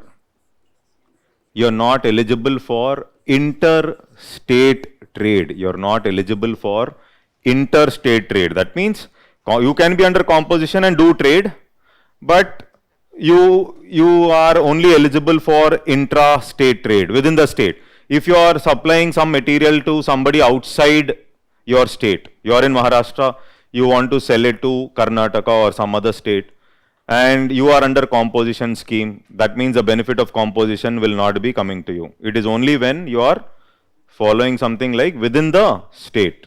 So that is something like, they say it is like a negative. Now this is mainly for a smaller player. The logic of composition scheme is mainly for a smaller player. Anytime I can move from composition to the regular GST. Anytime you can shift from composition to regular GST. You can anytime shift. But it is a provision that is there that you can apply for composition, and you are paying your taxes every quarter, number one, and you are only paying a fixed percentage of your turnover as tax. But suppose you decide to go ahead with doing some trade with somebody outside your state, then your GST composition will not be valid, and therefore you have to apply for a regular GST, which you have to file every month, and you will be under those slabs like 0, 5, 12 and 18. Are you able to get this? Okay, so is this clear? There are numericals. Of course, numericals are not required for general studies class. So what you should understand is, suppose if there is a transaction of 1 lakh rupees, okay, so both cases, so on composition automatically there will be 18% tax. Sorry, on the regular GST, 18%. But if you are under composition, then it will be somewhere like 6%, let's say, 6%. That means your tax liability is going to come down, okay. But at the same time, this fellow who is paying 18, okay, he is eligible for input tax credit also. He is eligible for input tax credit. So the tax which he has paid on his inputs, he will get it as in the form of what? Refund. But somebody in the composition scheme, he cannot claim input tax credit on his inputs. This is the negative which is there for composition. So when GST was launched in 2017, okay, so government was making some statements in the economic survey and budgets, basically said, for unknown reasons, we don't know why those who do not have the threshold were also applying for GST. That is not unknown, I'll tell you why. So though you have not, that means, suppose it says, any company with a threshold of 40 lakhs, that means your turnover is 40, you have to apply for GST. What was government mentioning is, though their turnovers were less than 40, Okay, so and still they were applying for GST, number one. They were taking the GST number. Number two, they were also applying for regular GST instead of composition, in spite of their turnovers being less than 1.5 crore. In spite of their turnovers being less than 1.5 crore, they were applying for regular GST system. So it is not for unknown reasons, it is for known reasons. I'll tell you one small thing here. Now, is composition okay? Okay, now see here. What is this known reason? Suppose in this transaction, let's say, okay, there is this a supply chain which is moving. Now Ratan Tata is buying something from some small company X. Okay. Okay. Now generally, regularly, there is a supplier of services and there is the buyer of services. Two entities are there. One is the supplier of service or product, another one is the buyer. Okay. In this case, organization is the supplier of service, you are the buyer of the service. So here also, supplier is there, buyer is there. So who will pay the tax to the government regularly? No. Who is paying it to the government? It is supplier who will pay it to the government. This is the regular charge. Regular charge is what? Regular charge means whether it is service tax or any tax, let's say the earlier service tax also. So the service tax will be paid by the service provider. I am the service provider. I am going to pay the tax to the government, but of course I will collect the tax from buyer. But who is paying the tax? The supplier of the service is paying it to the government. Simple, no. The supplier of service, restaurant owner is a supplier of service. He is paying it to the government. Okay. So here also it is a supplier of, I am the supplier of service. Now that means I have to pay it to the government. As simple as that. So, but supplier of service is paying it to the government, but it will be collected from the buyer. Now the question comes up, if this supplier of service is not under GST. Are you able to get this now? In this supply chain, the supplier of service is not under the ambit of GST. He is not registered under GST, he does not have a GST number. So under GST, government came up with a concept called as reverse charge. Government said reverse. What is the meaning of reverse charge? Reverse charge means since the supplier is not registered, this transaction straight away, the buyer only has to pay it to the government. The liability will fall on the buyer to pay it to the government. Why buyer has to, generally in this transaction, the supplier has to collect it from the buyer and the supplier has to pay it to the government. But since the supplier is not under the GST ambit, so the tax burden is on the buyer, and the buyer will now, when he's filing his taxes, this transaction also should be shown by the buyer with respect to the filing of this transaction. That means this transaction, the buyer will pay it to the government. So this concept of buyer paying it to the government is the reverse charge. Is that okay? So supplier paying it to the government is a regular charge. Regularly, that is what happens, that the supplier of the service is paying it to the government, though he is going to collect it from the buyer. He is collecting it from the buyer, he will pay. But ultimately, it is supplier who is paying to the government. So since this fellow does not have GST or he is not under the GST ambit, let's say he is a supplier whose turnover is less than 20 lakhs, a small micro company. Now Ratan Tata is buying some goods for manufacturing. Okay, for his cars, Ratan Tata decided to buy some interior, for his plastics interiors and all, he is buying from the small company. And this small company is not under GST. So now the reverse charge system comes into play. Reverse charge system means instead of the supplier, now Ratan Tata has to directly pay it to the government. This is called as concept of reverse charge. Now Ratan Tata next time will think, why all this headache for me? Let me do business with somebody who is under GST ambit. Let me do business with somebody who is already under the GST ambit. Ratan Tata, it's not that Ratan Tata does not have any suppliers. No, Ratan Tata wants, there will be many suppliers. So next time when I am doing business, why should I do business with somebody who is not in the GST system? and take that headache of again filing taxes and giving it to the government. Okay, so why, as a buyer also, why should I file my taxes and all that? So to avoid this, automatically bigger players slowly drift away with respect to doing business only with those who are under GST. And they may also think regular GST system is better rather than the composition. So either it can be no GST. Okay, so automatically Ratan Tata will decide, I will do business only with somebody who is in the GST system. Because of this logic also, many smaller players started applying for GST because you will be left out.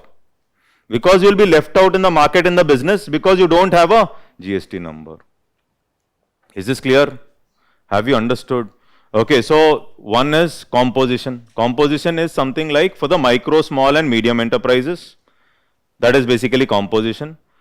But later on, it was also extended to services sector. Services sector. For services sector, if your turnover is less than 50 lakhs, you are eligible for composition scheme. Composition scheme, you pay it at a rate of 6%. 6%. But generally, the purpose of the scheme was mainly for the manufacturing or the micro, small and medium enterprise. Is that clear, everybody? Okay. So put the heading GST composition. Composition. Write down. Okay, right. Composition scheme under GST. Composition scheme under GST is a low procedure,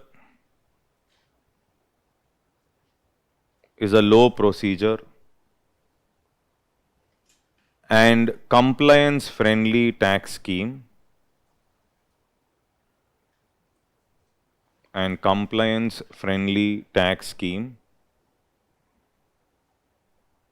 low procedure and compliance friendly tax scheme for small and medium enterprises.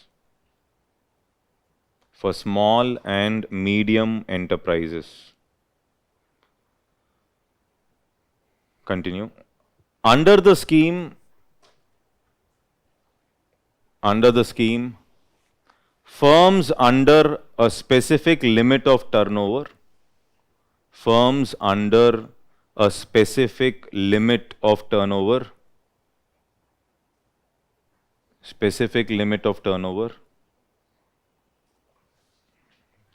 So now it is 1.5, but it can again change. Okay, specific limit of turnover can pay a fixed percentage of their turnover.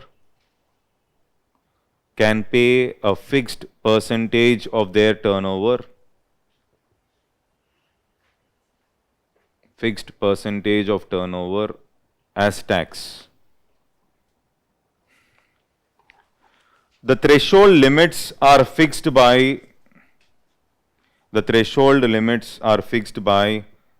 GST Council. Okay.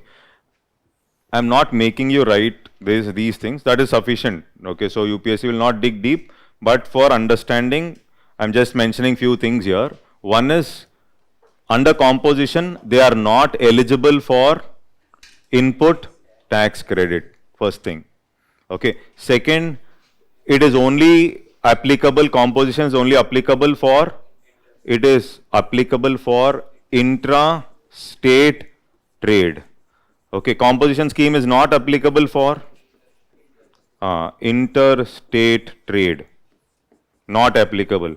Composition scheme is not applicable for e-commerce transactions. Composition scheme is not applicable for e-commerce. E-commerce, okay, so it's not applicable, sorry. Not applicable for e-commerce transaction, not applicable. Going deeper into composition, not required. Just for understanding, for suppose if he is going to 90%, no, they'll not ask. Okay, so not applicable for e-commerce. And one more thing is, composition scheme, again, earlier it was only for MSMEs. Now composition scheme is also for the services also. Earlier they came up with only hotels and restaurants.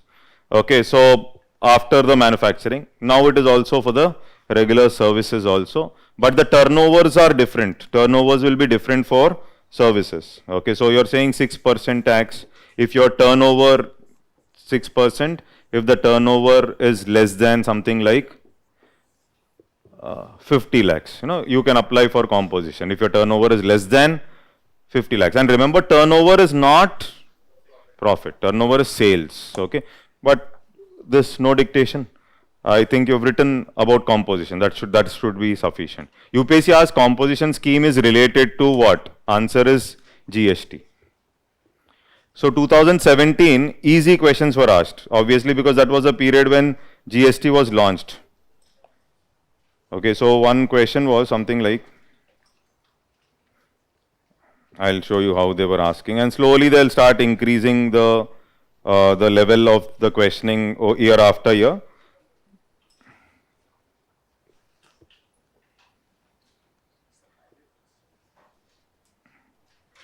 Sir एक term over जो GST file करेंगे उन्हें 1% tax देंगे composition, लेकिन यहाँ पे ये 6% क्या है sir? 6% is not on the turnover. Here it is different. It is on the sale. But that means whatever the product you are selling.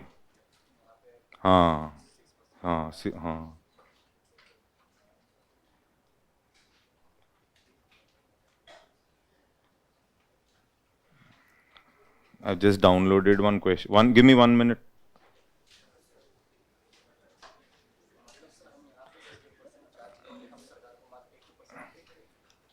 नहीं अभी सोचो अभी 18% जहाँ पे है, अभी सोचो एक इंस्टीट्यूट है जिसका टर्नओवर है 50 लाख से कम, हाँ क्या, and it is under composition, तो regular bracket is what 18 lakh, 18%. Okay, from the consumer you are collecting 18, so that means if it is you are under composition, I have to collect only 6, and I'll have to pay it to the government. Simple. 6. Yes, complete. See, this is one main question. Listen. Just write this question. This is a mains question. Previous question only. Previous, not my own question. It's a previous question. 2017. Enumerate the indirect taxes. Enumerate the indirect taxes which have been subsumed in GST,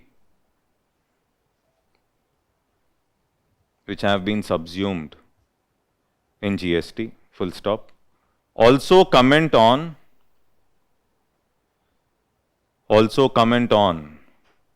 the revenue implications of GST. Also comment on the revenue implication of GST. Introduced in India since July 2017.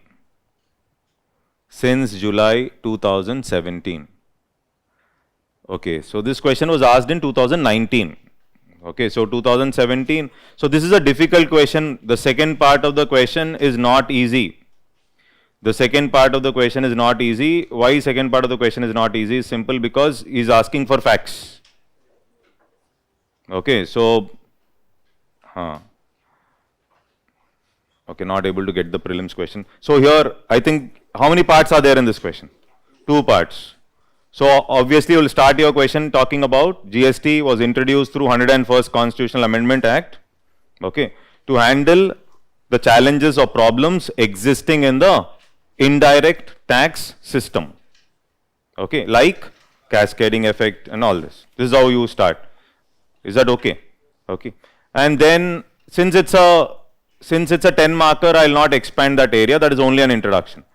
Okay, so there were several taxes under the ambit of center and state. The taxes that were subsumed under the center, or taxes that were subsumed into CGST, you have the list. And the taxes that were subsumed into SGST, you have the list.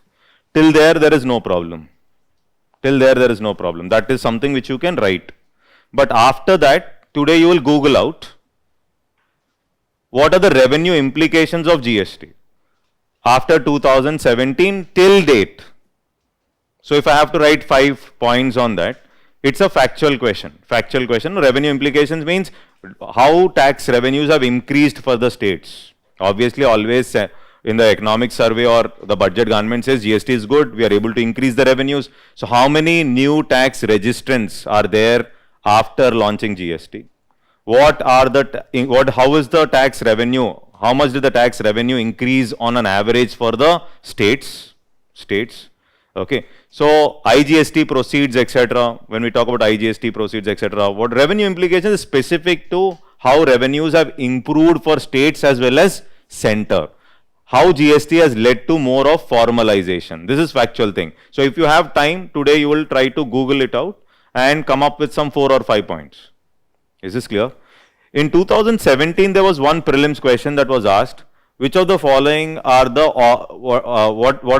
which of the following what is the impact of launching GST? This was a question. It was similar to this. What is the impact of GST system? Okay, and he started giving some options.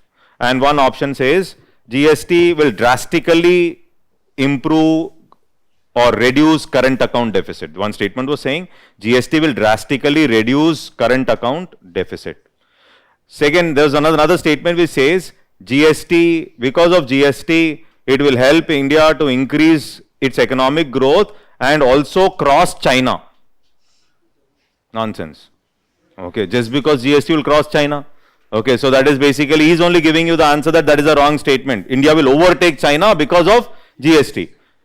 Another statement was India, because of GST, current account deficit will drastically reduce. There is no link only. Current account deficit is in the BOP. Okay, there may be some link, we are not interested. Okay, current account deficit is in the BOP and you are talking about the taxes in the government's budget. So how can that have a drastic impact? Drastic is nonsense, so wrong. So GST will reduce cascading effect and increase tax compliance is one option. So then he started giving 1, 2, 1, 2, 3 and all that. So the answer is what? GST will increase tax compliance, okay, and widen the tax base. Simple. This was a very simple question which he has asked in 2017. I hope it is clear. Okay. Then as years passed, then he started asking some useless questions. Useless in the sense like it is how can I say? There was one question which says GST is exempted on following. Okay. On which of the following GST is exempted? And he started giving options like advertisements in newspapers, okay, or boiled eggs and chicken, okay, something like that, boiled eggs, exactly, it's like boiled, or it is something like frozen fish or value-added fish, okay, frozen fish, value-added fish, and then taxes on newspapers, etc. So on newspapers, is there GST?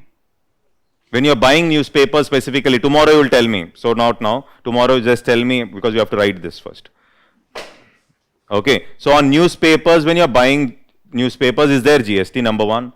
Then two, you will tell me if you are putting up an ad in the newspaper, is there a GST? Both are different. You're buying a newspaper, are you paying GST? Sale of newspapers, are you paying GST is the question. Okay. So, or it is not there. So whenever such questions keep coming in the exam, you can't remember which one is in the 0%. Yeah. Cereal grains, hulled, chicken eggs cooked, okay, fish processed, canned, okay, newspapers containing advertising material. This is the question. So I think here he has mentioned the question. I think it is clear. So here you will tell me tomorrow on newspaper sale whether there is GST. Advertisement in newspaper, is there GST? Okay, so this is one aspect. And then processed fish and canned means some value addition is there. No? Some value addition is there means generally there should be what? GST. That is how you should answer if you don't remember anything. So value addition is there, canned and processed fish and all. So there should be something like GST. Okay, so like that. So tomorrow you have to tell me about the newspaper and advertisement in newspaper. So this is how there is the questioning part they started asking. So before going to exam, briefly we will see, we have to see which of them are in 0%. Okay, so before going to exam, just check like which are the things which are pushed into the 0% bracket. Clear. Put the heading concept of reverse charge. concept of reverse charge.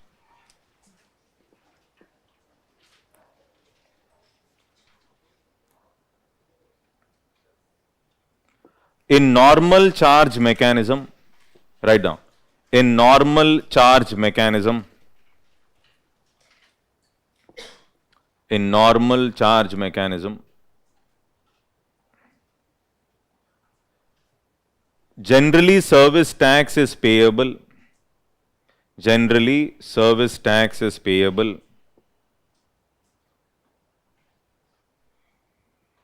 by the provider of service.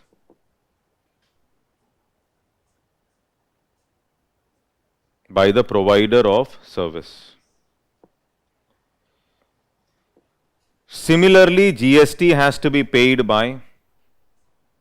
Similarly, GST has to be paid by. Paid by the supplier of goods and services. Paid by the supplier of goods and services.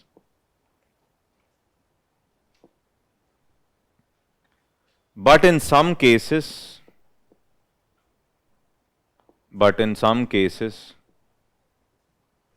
the liability to pay the tax,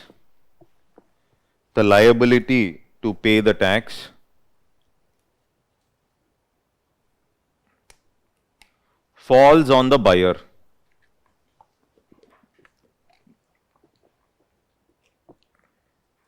Falls on the buyer. This reverse charge is applicable. This reverse charge is applicable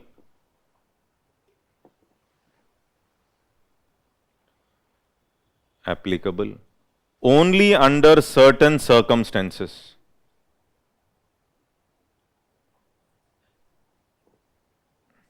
Only under certain circumstances. And the most common instance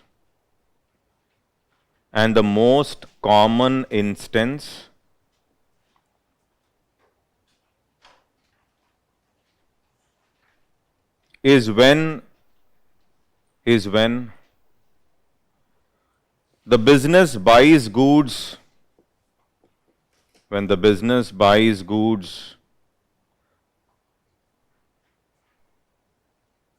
and services,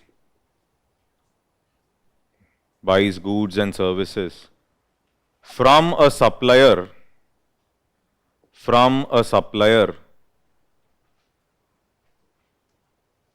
who is not registered under GST.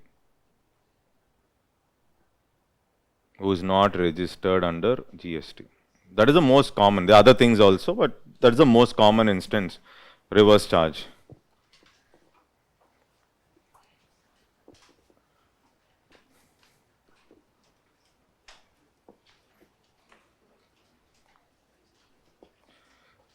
Next one is National Anti-Profiteering Authority. National Anti-Profiteering Authority.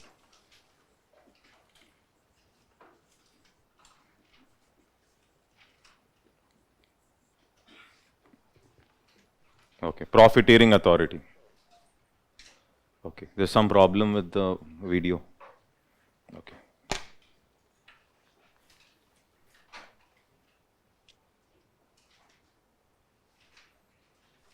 Today everybody is looking tired.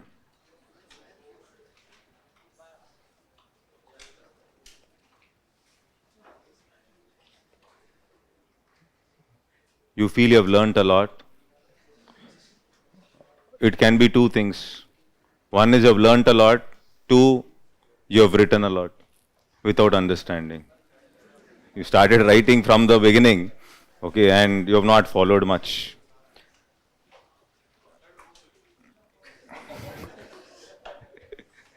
Okay, so what is profiteering? Let's complete this. Tomorrow we'll write it. See, profiteering is something like making undue profits. Profiteering is something like making undue profits through manipulation of taxes or accounts. manipulation of taxes or accounts, you're making undue profits. This is called as profiteering. Okay. Under GST, when I use the word profiteering under GST, the meaning of profiteering under GST is, suppose GST Council has reduced the tax slab. For example, some goods are pushed from 12% bracket to 5%. Okay, so the expectation is the trader or the supplier of goods, okay, the trader will also reduce the prices on the final consumer. The expectation is when the government or the GST Council has reduced the tax rate, no? So let's say is put those goods from 12% bracket to 5%. The expectation is the supplier also or the trader, he will also reduce the taxes for the consumer. Okay. So if he is not going to do that, so he continues with the same 12%, that is called as what? Profiteering. Profiteering is making undue profits, okay, without following the tax slabs changed by the government. So under such circumstances, government can go ahead with there is an anti-profiteering authority which will punish. Anti-profiteering authority which has been set up under the CGST law, CGST Act. Under the CGST Act, there is something called as the National Anti-Profiteering Authority.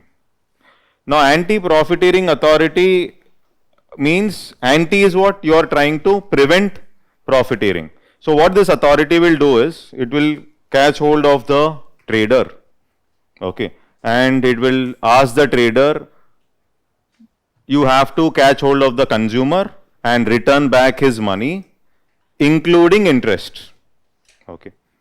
Catch hold of the consumer and return back the money, including interest, okay.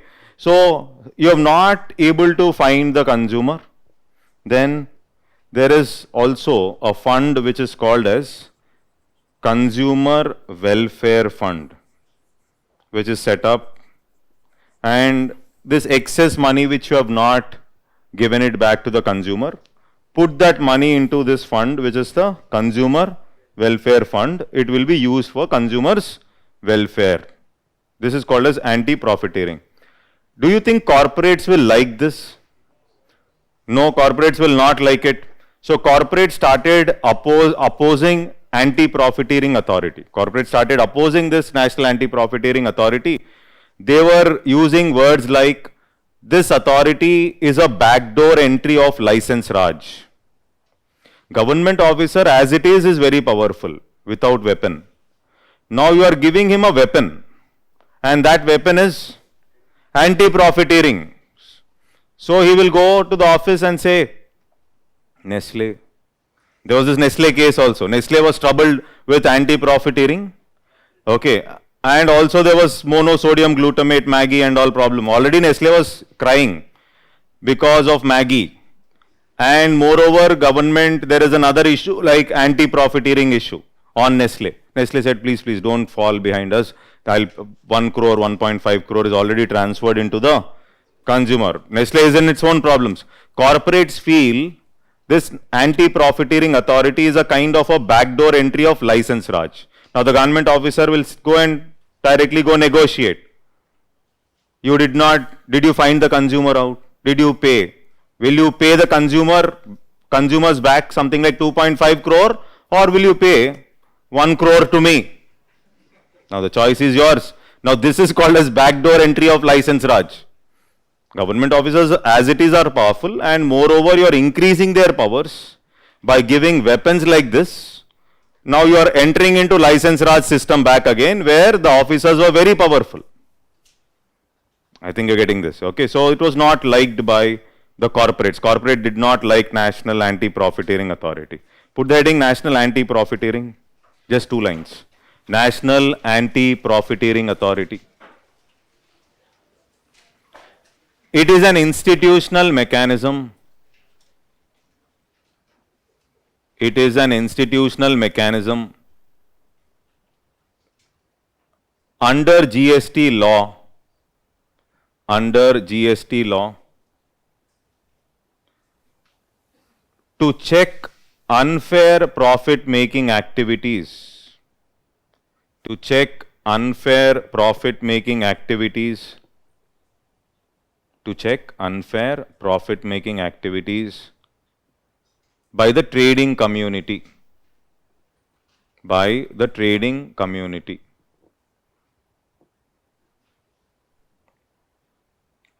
Then put a side heading, what is profiteering? What is profiteering?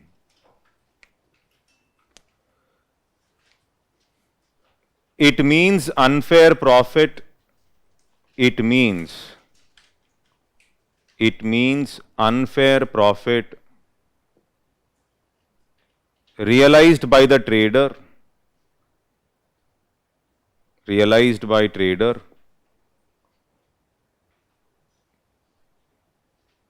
through manipulation of prices, through manipulation of prices, through manipulation of prices, comma, tax rate adjustments, tax rate adjustments, etc. Full stop and continue. In the context of GST, in the context of GST, profiteering means that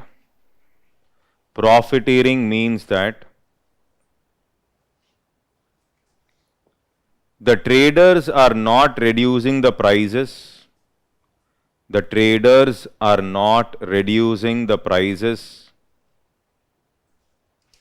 traders are not reducing the prices of commodities,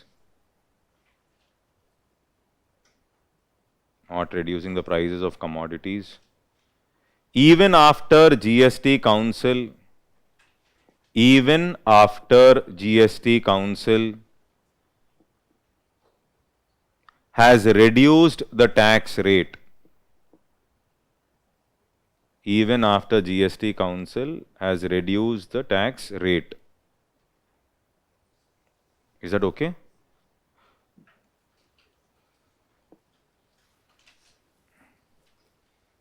Okay. When profiteering, full stop and when profiteering is certified by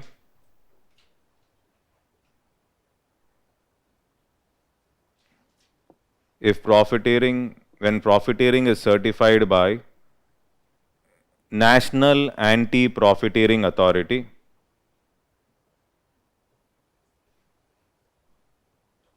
National Anti-Profiteering Authority, the supplier has to return the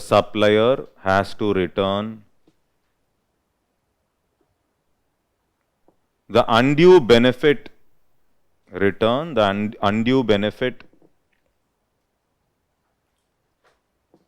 along with interest, undue benefit along with interest to the recipient of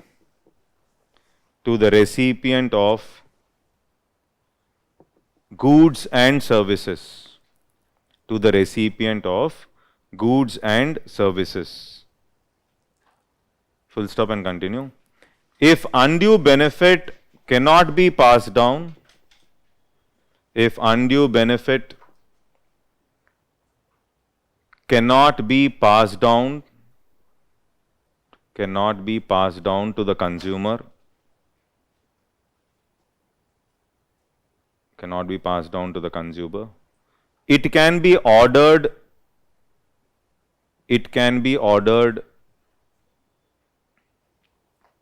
to be deposited,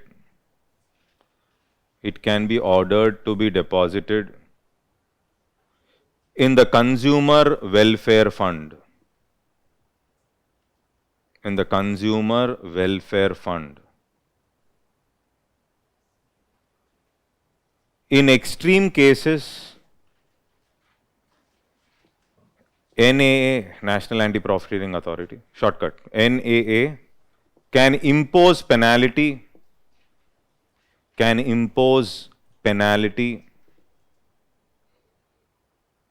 write anything. as long as you understand that it is National Anti-Profiteering Authority. In extreme cases, NAA can impose penalty on defaulting business entity.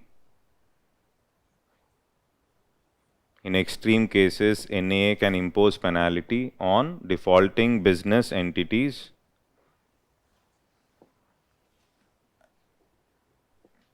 and even order cancellation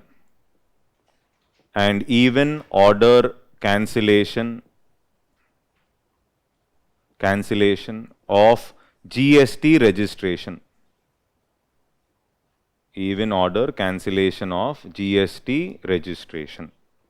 That's it. Okay, that's all.